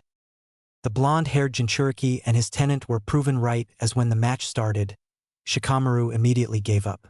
Choji was fine with it as he knew his friend was going to give up before they even started the test. Next up is Sasuke Uchiha and Naruto Uzumaki, Iruka announced, and Naruto groaned. Of all the people he could fight, it had to be him. Naruto plastered on a determined and arrogant face as he inwardly winced at the volume of Sasuke's fangirls. When the two got in the ring and stood across from each other, Naruto grinned. "Nateam, this time I'm going to beat you, and then Sakura-chan will finally see how awesome I am," he said confidently. "Achen, as if you could beat me, Dobe. I'm an Uchiha." Sasuke responded with his usual smirk that caused the girls to squeal. "Begin." The two immediately ran at one another and Naruto slowed his pace greatly. Sasuke swung out with his fist which Naruto barely managed to miss. He then attempted to kick the Uchiha's legs out from underneath him, but he jumped and punched the blonde in the gut. Naruto was flown back with a yelp and struggled back to his feet, only to be met with a swift kick to the face that caused him to tumble out of the ring and into a tree. Naruto winced as he stood back up. Not only were Sasuke's fangirls loud, getting kicked in the face and slamming face first into a tree wasn't too pleasant either. "I told you, Dobe, nobody can beat an Uchiha, especially not someone as weak as you." Sasuke gloated with a triumphant smirk on his face as the girls, and some guys, cheered him on.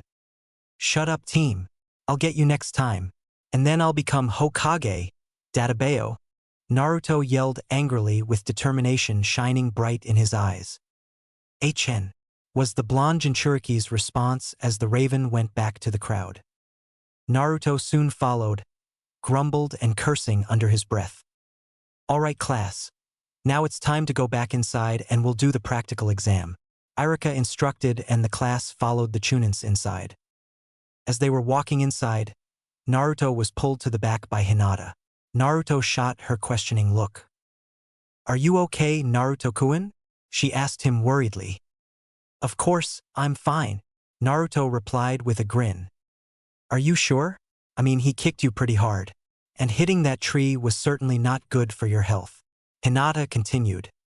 Hinata-chan, I'm fine. Naruto reassured her. "All right, but next time, I'm going to kick his ass for hurting you," she muttered darkly and Naruto's sweat dropped as he stepped away from her bit. Man, she can be scary when she's angry. Note to self, never piss off Hinata-chan. Naruto thought.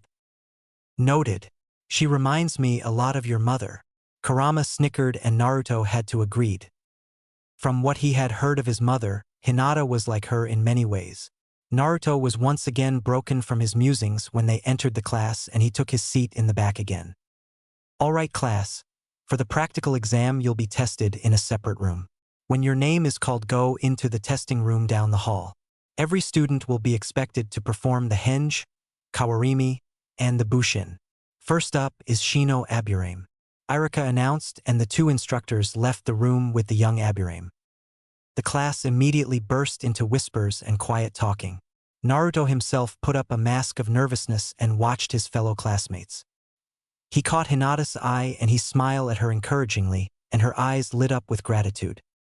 While he may not be bothered about this test in the slightest, mostly because he has to fail anyways, Hinata was certain to be nervous. While she's not as shy as she used to be, it was natural for her to feel uneasy about the test, though she didn't let it affect her performance and did the most she could do with her shy persona. Naruto wasn't quite sure why she decided to form a mask like himself. She says it's because she wants others to underestimate her so she can have the advantage, but Naruto had an idea of why she truly did it. It was so Naruto wouldn't have to do it alone. Naruto needed his mask to protect him from the villagers until he graduated. So Hinata made a mask for herself so Naruto wouldn't be the only one. He was grateful for that. It may not seem like much, but for someone like him, it was a big deal. "Hinata Hyuga," came Irika's voice, and Hinata hesitantly walked out of the room. Before she left, she sent one last glance at Naruto, who was still smiling encouragingly. She smiled before the door closed behind her. Naruto continued to stare at the door before he turned his attention elsewhere. He glanced over his classmates before his eyes fell on the sleeping form Shikamaru. "Nakarama, what team do you think he'll be on?" Naruto questioned. "Most likely, another Inoshikacho team will be formed. And with you being dead last, you're bound to be on a team with Sasuke and Sakura. That's how it's always been," Kurama replied. "Yeah, you're right," Naruto sighed. "Kid, just admit that you like him already," Kurama said suddenly, and Naruto choked. "I don't know what you're talking about," Naruto muttered as he looked out the window. He laid his chin in his palm and sighed. "Naruto, you need to dash." Whatever Kurama was going to say was cut off by the blonde's name being called. Naruto Uzumaki. Iruka called and Naruto blinked in surprise as he walked down the aisles. He was so lost in thought that he hadn't realized that he was the last one left. Naruto followed his sensei to the testing room and stood in front of the desk as Iruka took a seat next to Mizuki. "All right, Naruto. Can you demonstrate the henge for us?" Iruka asked and Naruto nodded back. "And not your sexy jutsu either." He put his hands in the necessary hand sign and gathered up his chakra. Henge. When the smoke cleared, an exact copy of Iruka stood there. "Nice job, Naruto. Now, next is the Kawarimi," Iruka said with a smile. "Right," Naruto said and dispersed the henge and made another hand sign. He then traded places with the testing log in the room. He switched back and stared at Iruka, who smiling proudly. "All right, Naruto, all that's left is the Bushin. Make 3 perfect Bushin and you pass," Iruka said encouragingly. Naruto's flared with determination and he put his hands in the necessary hand sign. Bushin no Jutsu. When the smoke cleared, Naruto was standing there with 3 clones by his side. None of them were perfect though, far from it. One was deflated on the ground and looked almost entirely white. Another one was in a similar state except it was more transparent. The last one was the worst of them. It was deformed in places and it looked as if part of it was put through a paper shredder. It quickly popped out of existence. "I'm sorry, Naruto, but you fail," Iruka sighed and Naruto looked down sadly. Iruka-sensei. His moves weren't bad, and he did hang in there and replicate. This is his 3rd try, so you know he really wants to become a ninja. We could cut him a break," Mizuki said and Naruto faked being excited. "And pass him." Mizuki-sensei, the other students created at least 3 effective clones. But Naruto couldn't even make one. "I can't pass him," Iruka explained sadly and Naruto left. He walked outside and over to the tree outside of the academy. He sat on the swing and looked down sadly. While he wasn't upset about failing, he was upset for another reason. He looked at the other students as they told their parents how they did. He looked on in longing as he watched the parents laugh and say how proud they were. "I'll always be here for you," Kurama spoke softly, but Naruto didn't reply. Naruto gripped his hands on the swing tighter as he heard a couple of the villagers talk about him. He clenched his teeth when they said it was a good thing he didn't become a ninja. "Sometimes, I wonder if it's worth it," Naruto thought quietly. Naruto sensed someone land behind him and turned around to see Mizuki. "Naruto, come with me. There's something I want to tell you," he said with a smile. Naruto nodded and followed Mizuki. After a while, Naruto found himself sitting on a roof with Mizuki next to him, watching the sunset. "Iruka-sensei's tough, but he's not against you," Mizuki told him. "Then why? Why only me?" Naruto asked, playing along. "He wants you to be strong with all his heart. But that will never happen if he goes easy on you. He's like you know.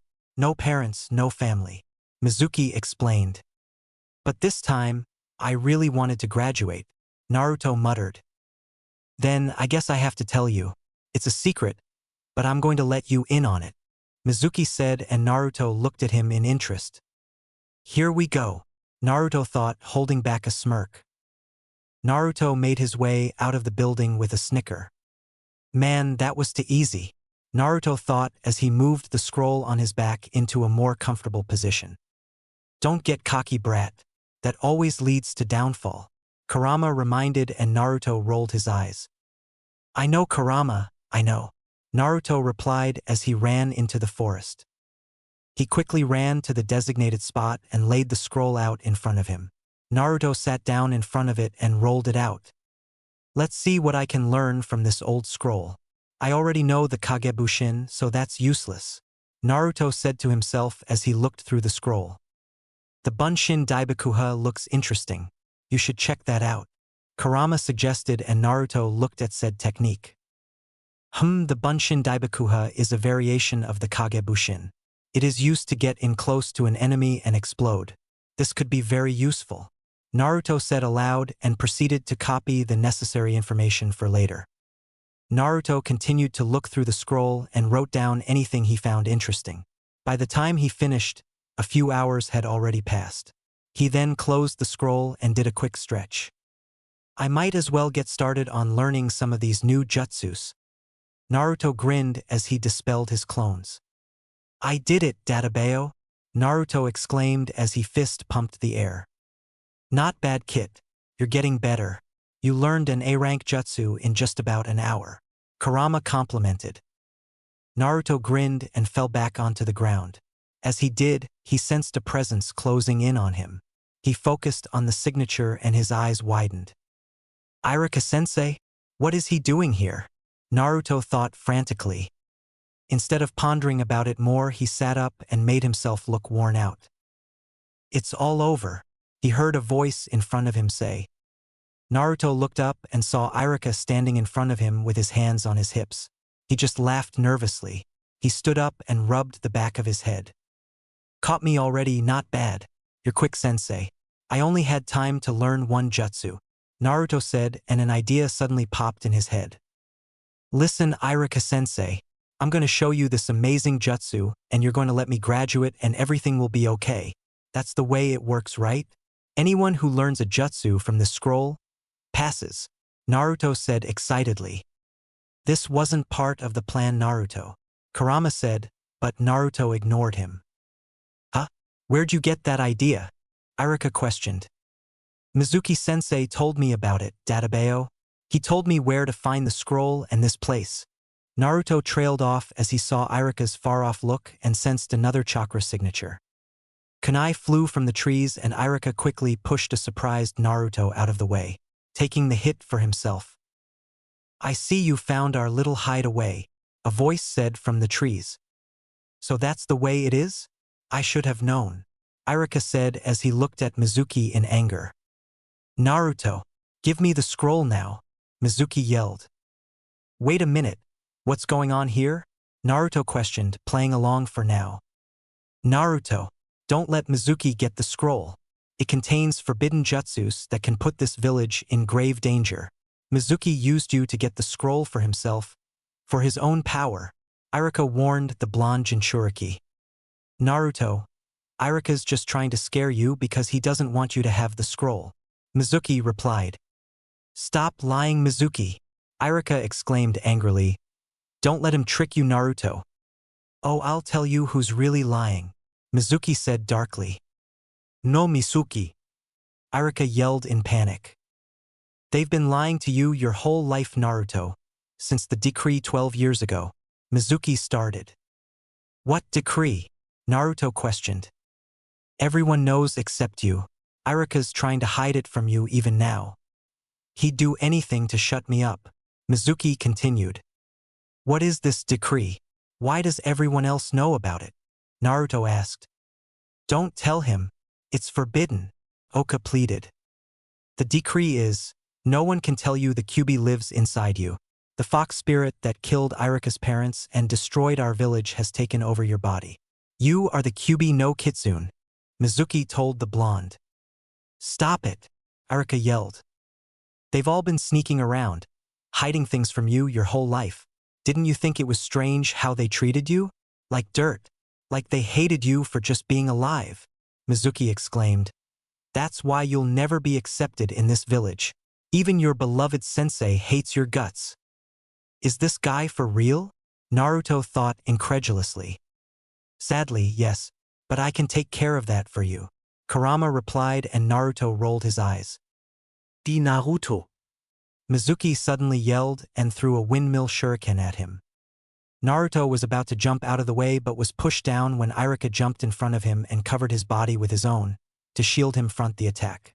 Naruto sat there in shock, not expecting his sensei to do that. Why? Naruto asked, subconsciously dropping his act. Because we're the same. When I lost my parents, no one seemed to care. They didn't have time for me, they just forgot I was there. My grades dropped, I became the class clown. I just wanted them to see me and to know my name. My school work wasn't good enough to get their attention, so I did crazy things. Then I had to pay for it. It was hard, Iruka explained, and a few drops of tears fell onto Naruto's face. I know that's how you feel, Naruto. You feel lonely and it hurts inside. And I could have been there for you more, but I let you down. I'm sorry. No one should have to suffer that much. No one should be alone like that. Iruka told him honestly, and Naruto felt his own tears fall. Don't make me laugh. Mizuki laughed. Iruka's always hated you. He was orphaned because the Kyuubi killed his parents, and that beast is now inside you. He'd say anything to get the scroll from you. Naruto couldn't take it anymore. He ran. He heard Iruka shout for him, but he couldn't turn back. Kurama? What should I do? Naruto questioned as he continued to run. Naruto slowed to a stop when he received no reply. Kurama? Are you there? Naruto asked, but still didn't get an answer. Naruto leaned against a tree and slid down to the bottom, hugging the scroll close to him. Kurama and I, please answer me, Naruto begged. Naruto's attention was then brought to the sound of thuds coming from the field behind him. Because I'm Iruka, he heard Iruka say tiredly. You're a fool. Why are you protecting that demon? He's the one that wiped out your family, Mizuki demanded. I don't care what you say. You're not getting your hands on that scroll, Iruka told him. As if you could stop me. Don't you get it? Naruto is just like me, Mizuki taunted. How's that? Iruka questioned. He wants the scroll for his own power and his own vengeance. That's how beasts are. He'll pour all his rage into the scroll and destroy everything, Mizuki explained. You're right, Iruka replied.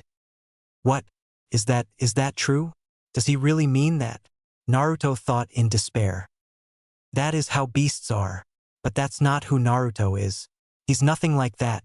Naruto is one of a kind. He works hard, puts his whole heart into it. Sure, he messes up sometimes and everyone jumps on him. But his suffering only makes him stronger. That's what separates him from being a beast. So you're wrong, he's nothing like the Kyuubi. He's Naruto Uzumaki of Konoha. Naruto couldn't stop the few tears that fell. You really believe that? Iruka, I was going to save you for later, but I changed my mind, Mizuki said as he grabbed his last windmill shuriken. You are finished. Mizuki charged the injured Chunin, but didn't get far before Naruto jumped in his path and kicked him in the face, sending him flying back. Not bad. For a little punk, Mizuki sneered as he stood up. If you ever lay a hand on my sensei, I'll kill you, Naruto declared as he glared at the traitor. Such big words. I could destroy you with a single move, Mizuki exclaimed. Take your best shot, traitor. I'll give it back to you 1,000-fold, Naruto replied as he put his fingers in a cross formation. Let's see you try. Show me what you can do, Kyuubi, Mizuki yelled as he charged. Kage Bushin no Jutsu. When the smoke cleared, 1,000 Naruto clones surrounded the area. Mizuki stopped and looked around in utter shock. He fell back terrified, as the clones kept taunting him. As if on cue, all the surrounding Narutos jumped at Mizuki, who screamed out in terror. When Naruto dispersed his clones, it was already sunrise and Mizuki was beaten into unconsciousness. Naruto stood above the traitor and chuckled at him. Sorry, I kinda got carried away, he said and looked over at Iruka. You okay, Iruka-sensei? Yeah, Iruka replied with a smile. Naruto, come here a minute. I got something I want to give you. Naruto walked over to his sensei, who stood up with some difficulty. Close your eyes, he told the blonde. Naruto hesitated a moment, but complied. He heard cloth being shuffled and felt his goggles being removed and replaced by something else. You can open your eyes now, Iruka said, and Naruto slowly opened his eyes. The first thing he noticed was that Iruka was missing his headband and he had the goggles in his hand. His eyes widened when he realized what Iruka did. Congratulations, you graduate, Iruka told him with a kind smile. And to celebrate, I have a surprise. We're going out to ramen tonight. Naruto stared in shock before a grin slowly formed on his face. Iruka-sensei, he exclaimed and tackled the man in a hug. Congratulations, Kit. You've earned it. I couldn't be more proud.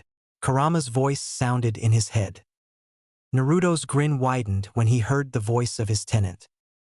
Thanks, Anai-san. Chapter 9. Recap. When Naruto dispersed his clones, It was already sunrise and Mizuki was beaten into unconsciousness. Naruto stood above the traitor and chuckled at him. "Sorry, I kinda got carried away," he said and looked over at Iruka. "You okay, Iruka-sensei?" "Yeah," Iruka replied with a smile. "Naruto, come here a minute. I got something I want to give you." Naruto walked over to his sensei, who stood up with some difficulty. "Close your eyes," he told the blonde. Naruto hesitated a moment, but complied. He heard cloth being shuffled and felt his goggles being removed and replaced by something else. "You can open your eyes now," Iruka said, and Naruto slowly opened his eyes. The first thing he noticed was that Iruka was missing his headband and he had the goggles in his hand. His eyes widened when he realized what Iruka did. "Congratulations, you graduate," Iruka told him with a kind smile. "And to celebrate, I have a surprise. We're going out to ramen tonight." Naruto stared in shock before a grin slowly formed on his face. "Iruka-sensei," he exclaimed and tackled the man in a hug. "Congratulations, Kit. You've earned it. I couldn't be more proud." Kurama's voice sounded in his head. Naruto's grin widened when he heard the voice of his tenant. "Thanks, Anai-san." End recap. Naruto sighed as he walked through the village. It was morning now and people were starting to leave their houses and venture around the village. "That fight with Mizuki took longer than I thought. I wasn't able to go hang out with Hinata-chan and her family. I might as well go now. They should be awake," Naruto thought as he turned down a street and headed towards the Hyuga compound. "Though it didn't go as planned.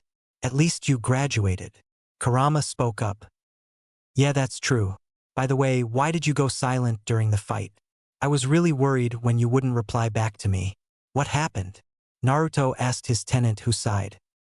"Mizuki just got to me. That's all," the fox replied. "Care to explain?" Naruto questioned. "He's right. I killed Iruka's parents and yours. I destroyed so many families.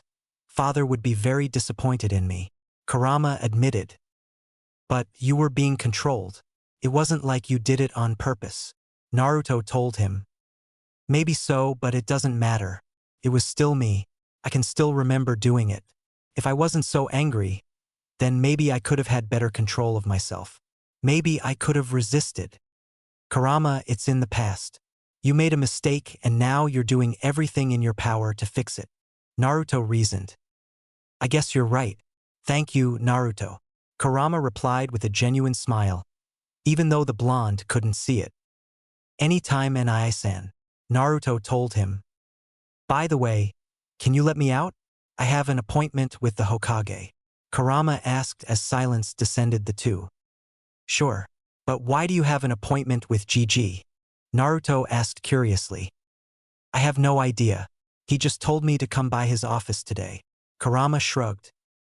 Naruto walked into an alleyway and looked around to make sure no one was near him. He then made a couple hand signs while channeling Kurama's chakra into the jutsu. Bihu Bushin no Jutsu. A cloud of smoke appeared, and when it dispersed, a man stood in its place. He had short crimson hair that reached a little below his ears while his bangs were swept to the right. He had crimson-colored eyes with black slits in them. He was wearing a long-sleeved reddish-orange shirt with two black, horizontal lines on the front. He had on black pants and was also wearing no shoes. The man then grinned, showing off his sharp fangs that went along with his thick, black whisker-like markings. "Ah, that's much better," the man said as he did a few stretches. "Have fun with your meeting, Kurama. I have to see Hinata-chan and the others," Naruto said as he turned and walked away. "Thanks, brat, and see you later." Kurama grinned as he jumped away towards the Hokage monument. Naruto and Kurama discovered this little trick a few weeks ago.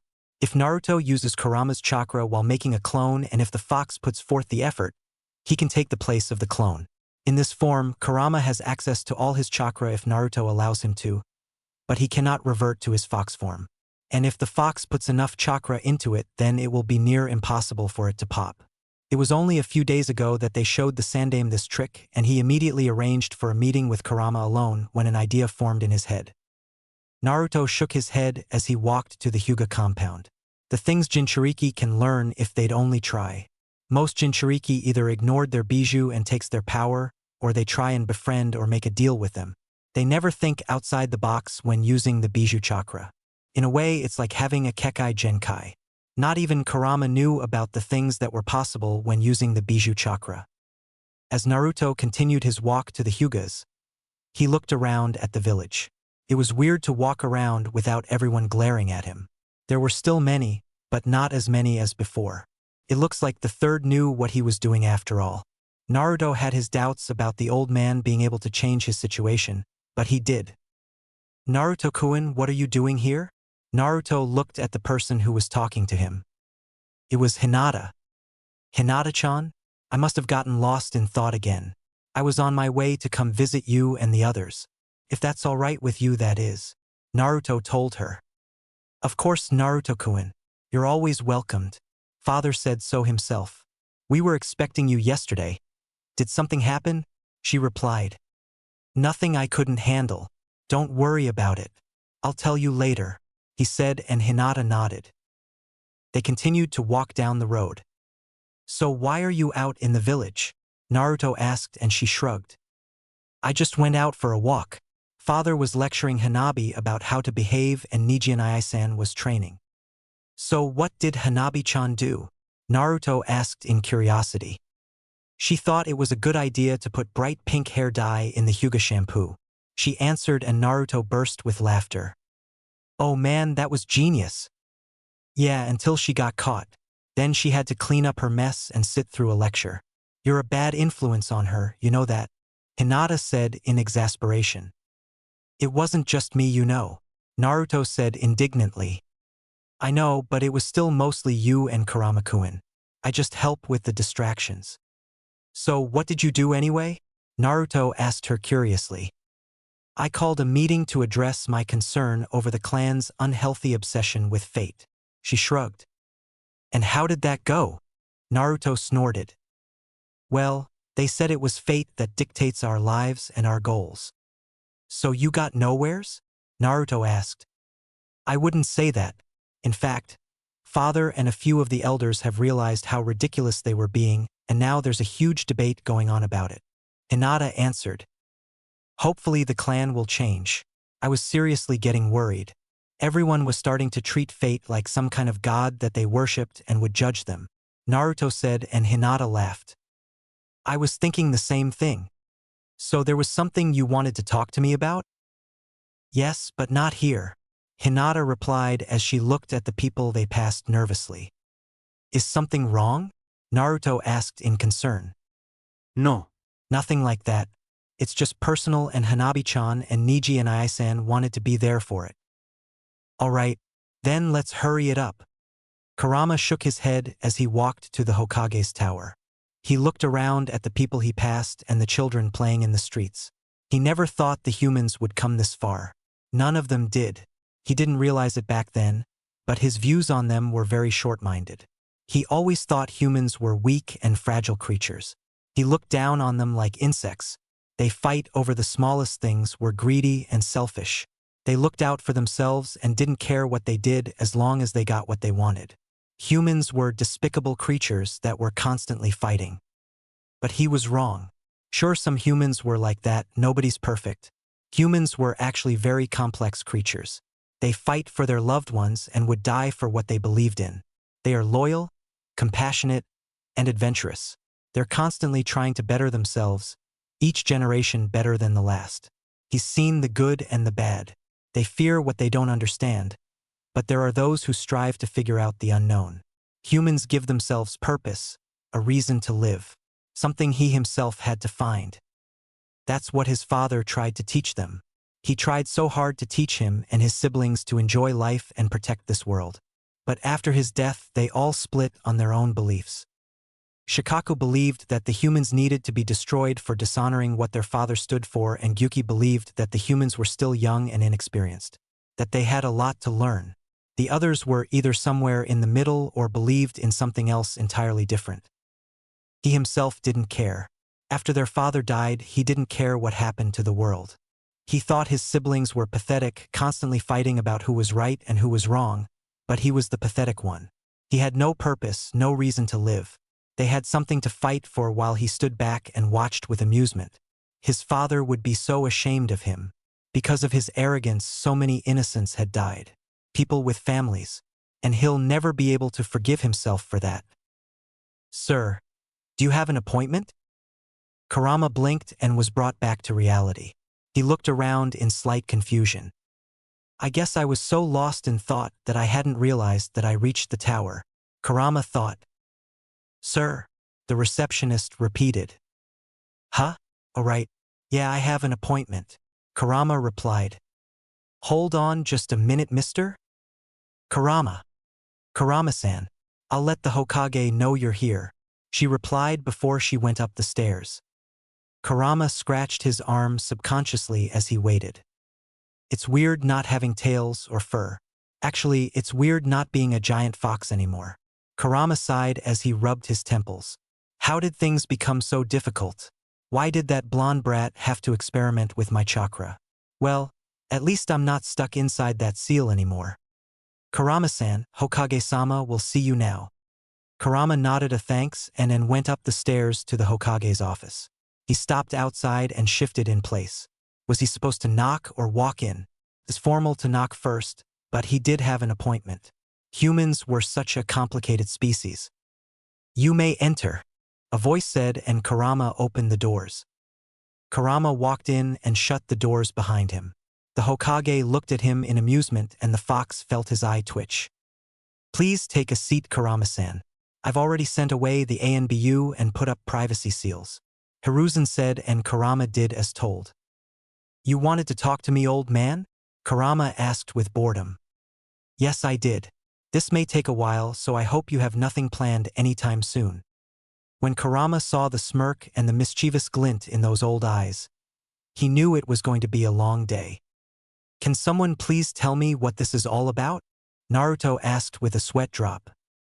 As soon as he and Hinata walked into the main house, Hanabi showed up and dragged them to a secret location. A room underneath her bedroom with Niji already inside. Hanabi had blocked the entrance as Niji led him and Hinata to a table with fresh tea. We need to talk, Naruto and Ai-san, Hanabi said seriously. About? Naruto asked with a raised eyebrow. Your obvious crush on Hinata-chan, of course, she exclaimed. Huh? Naruto stared at her dumbly. There's no use denying it, Naruto. I've noticed it as well. Niji continued. Hold on, you two, Hinata said. It's not that we don't like you or anything dash. Quite the opposite, in fact. Please stop for a minute. It's that you and Nei-chan aren't right for each other. She likes someone else, so you need to let her go. We're sorry you had to hear it this way, but dash. You need to hear this for yourself and for Hinata-sama. You guys shut up. Everything was silent as they stared at Hinata in surprise. Niji and Ai-san, Hanabi-chan, it's not like that. Naruto doesn't have a crush on me. Hinata told them. What are you talking about? Of course he does. Why else would he come over here constantly just to see you? Why would he sneak around the village just to make sure you're safe? Why else would he blush and stutter whenever you get close or whisper in his ear? Why else unless he has a crush on you? It's the only explanation, Hanabi yelled. Whoa, whoa, whoa, you think I like Hinata-chan? Naruto asked, puzzled. Don't deny it, Naruto, Niji replied. I don't have a crush on Hinata-chan. Then why else would you be doing all that stuff? Hanabi asked, frustrated. Guys, please, Hinata begged.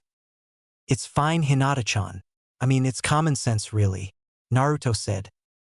What do you mean? Niji asked. I come over here all the time because it's the only place I can go other than Ichiraku's and not feel judged by the village. I sneak around to make sure she's safe because I don't want to risk the village treating her badly because of me.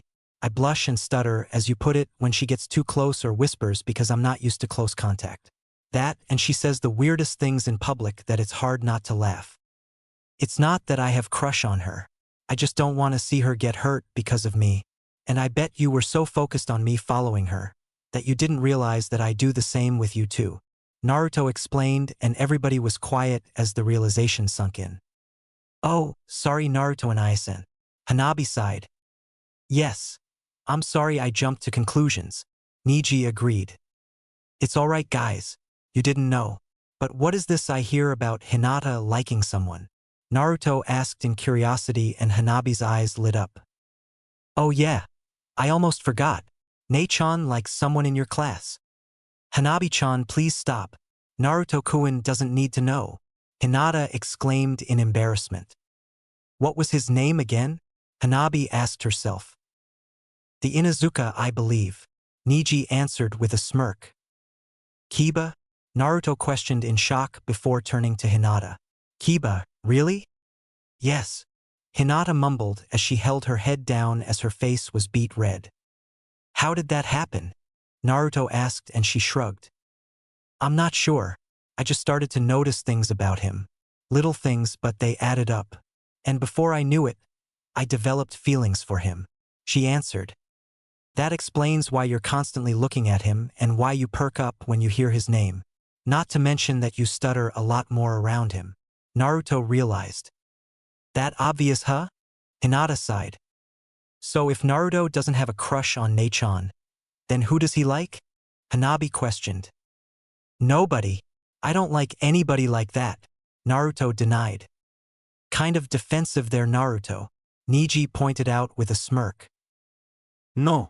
I'm just sick of you two butting into my love life, Naruto exclaimed. So you do like someone, Niji determined. What are you talking about? Naruto asked.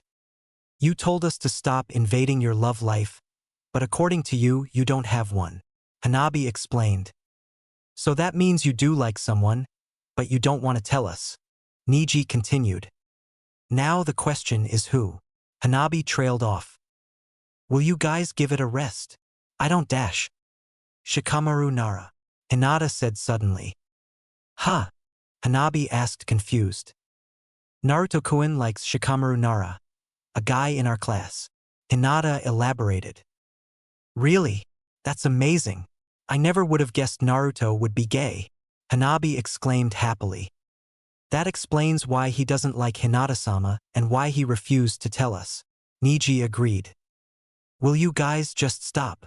Naruto shouted. I don't like Shikamaru like that. We're just friends. What is with everyone hounding me about that recently? Between you guys and Kurama, I never get a break. Naruto-kun, we're only trying to help, Hinata told him gently. Well, I don't need your help. There is nothing between us and there never will be. I should go now before things get worse, Naruto said as he stood and walked towards the exit. You can say that all you want, Naruto-kun, but I saw the way you looked at him and you can't change that. Deny it all you want, but you'll only make yourself feel worse, Hinata said and Naruto stopped. She's right, you know. What I don't know is why you can't accept it, Niji added.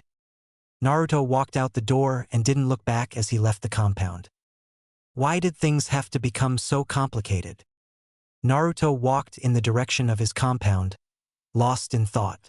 He gave the people he passed not even a glance as he walked along the dirt road. He turned a corner and bumped into someone. Instinctively, he grabbed the person he walked into and prevented them both from falling. Naruto. Naruto looked at the person he bumped into and let out a sigh. Sorry about that, Shikamaru. I wasn't paying attention to where I was going. Naruto laughed nervously. I could tell. Troublesome blonde. Shikamaru sighed. Naruto let the other go and rubbed the back of his head. So what are you doing out here? Naruto asked.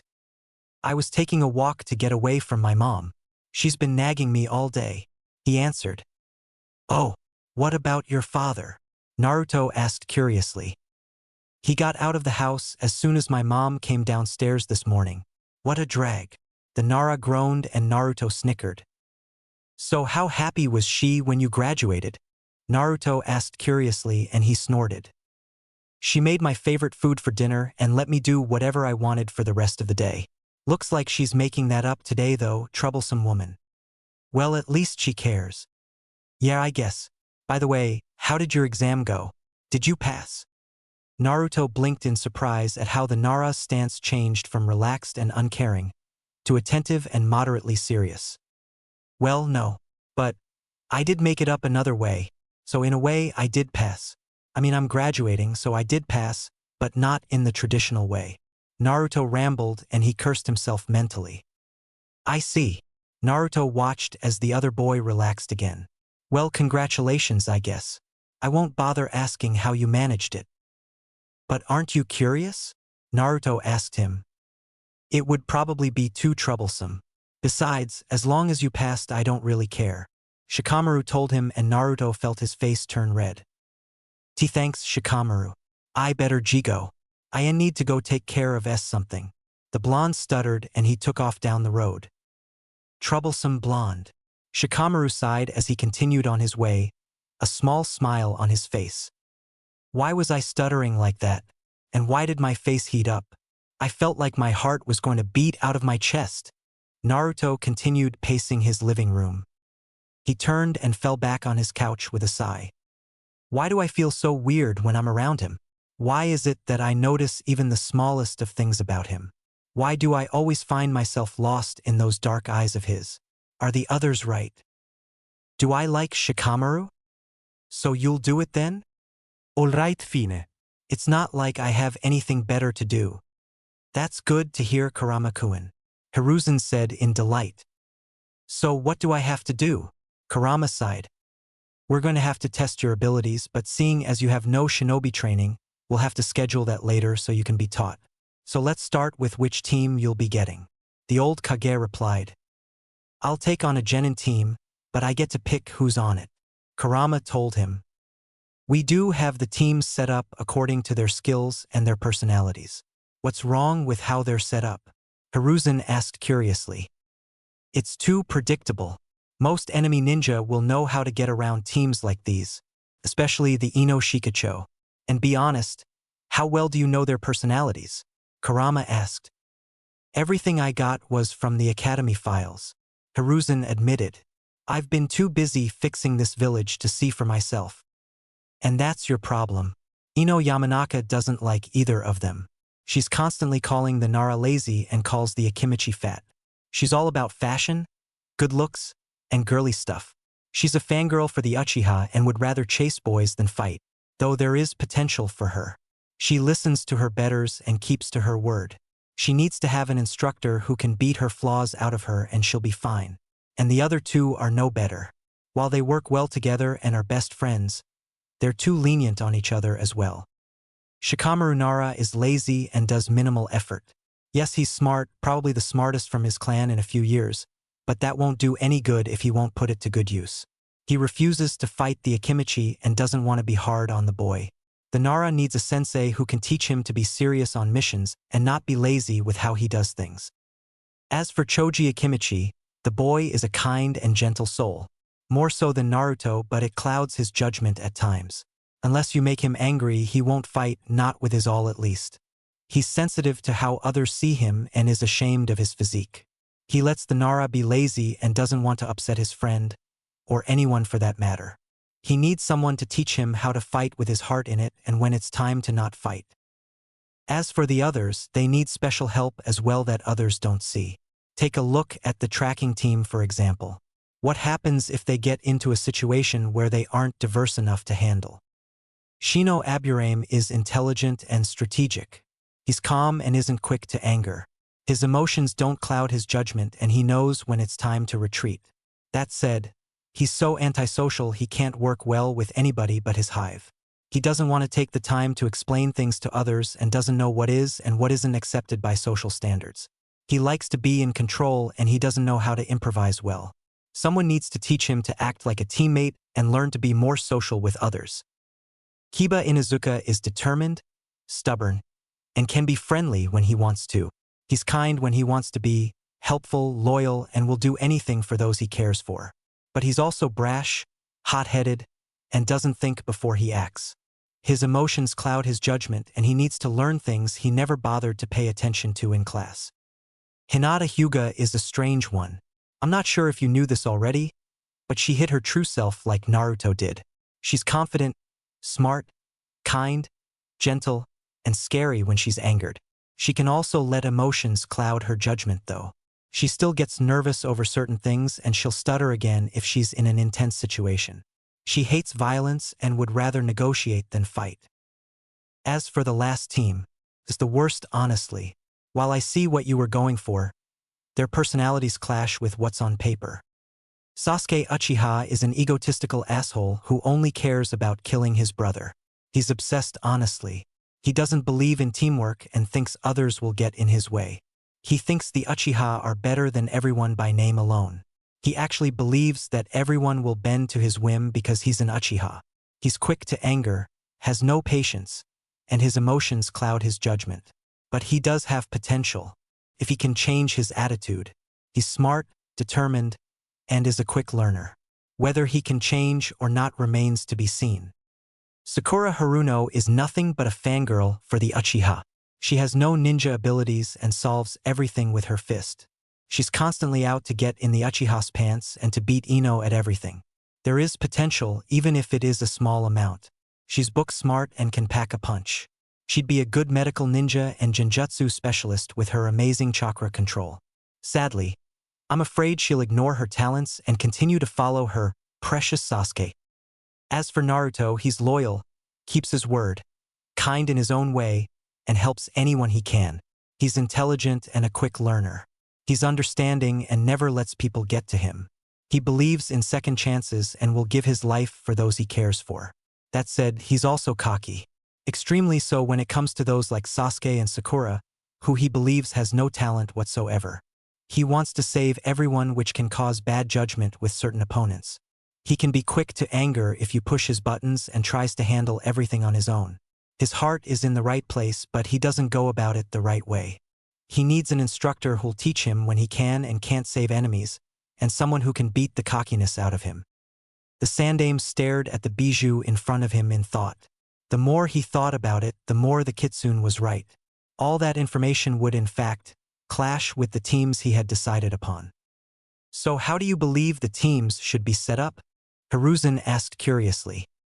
I need to have Naruto on my team, not because he's my host, but because I'm the only one strong enough to beat his cockiness out of him before it gets him killed. With that in mind, I'd also like to have Hinata and Shikamaru as well.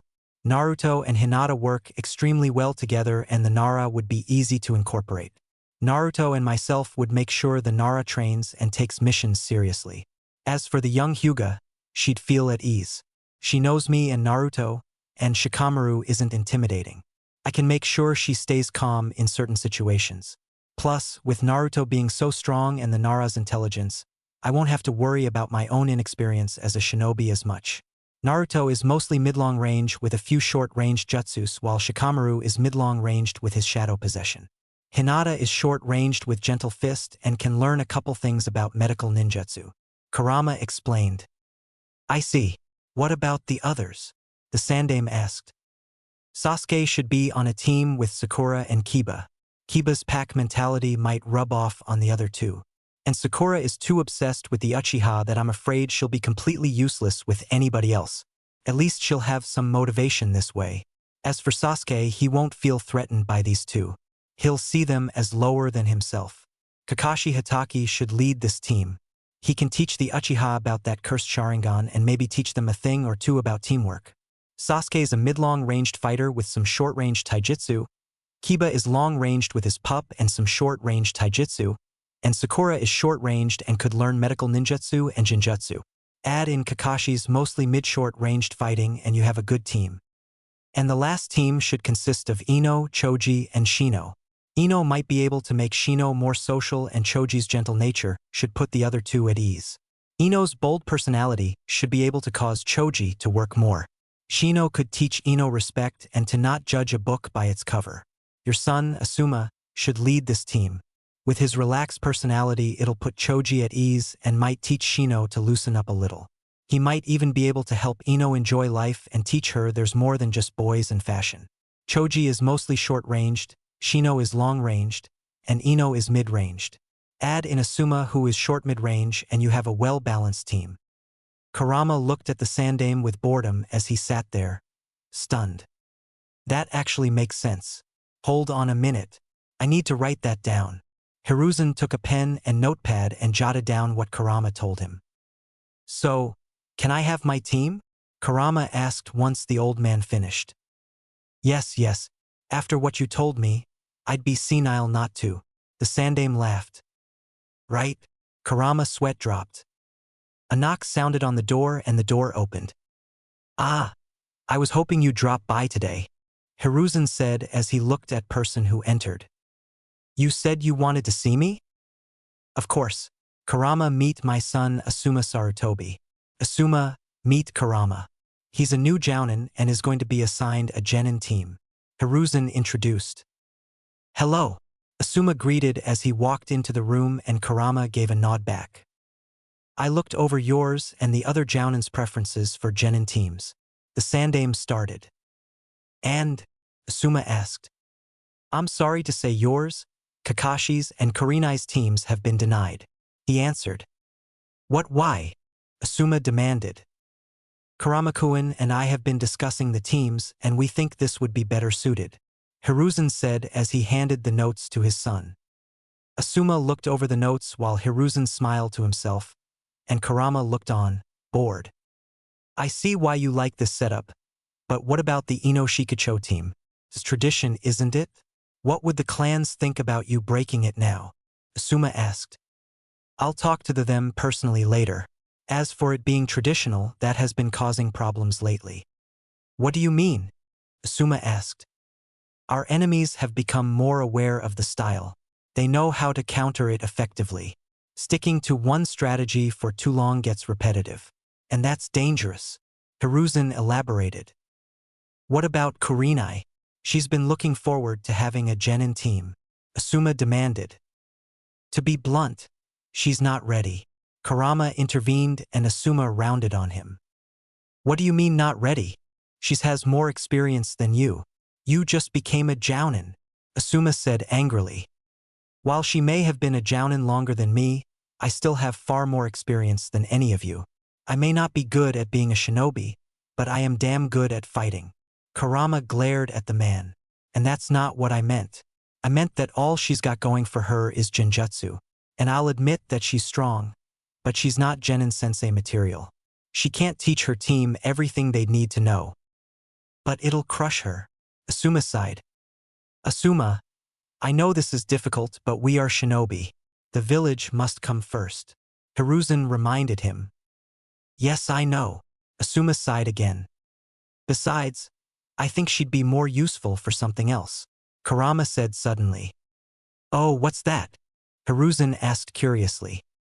Like I said before, she's the only one with enough genjutsu expertise to teach genin. Even more so than Kakashi. That's why instead of having her own team, she should teach each genin to at least be able to dispel genjutsu. In fact, I wanted to talk to her about something later, Kurama explained. I see. That's a very good idea. I think Kakashi would agree especially. So Asuma, is this acceptable? The Sandaime agreed. I guess. I still think she'd be a great sensei if given the chance. I'll talk to her about it. Asuma replied before he left the room. Nice kid you've got, Kurama said after a moment of silence. He has a lot to learn, Hiruzen said, and Kurama agreed. So do you think you can handle all of this? Honestly, I have no idea. I have to try though. Too much is at stake and I can't just sit back in a cage and watch anymore. Kurama replied truthfully.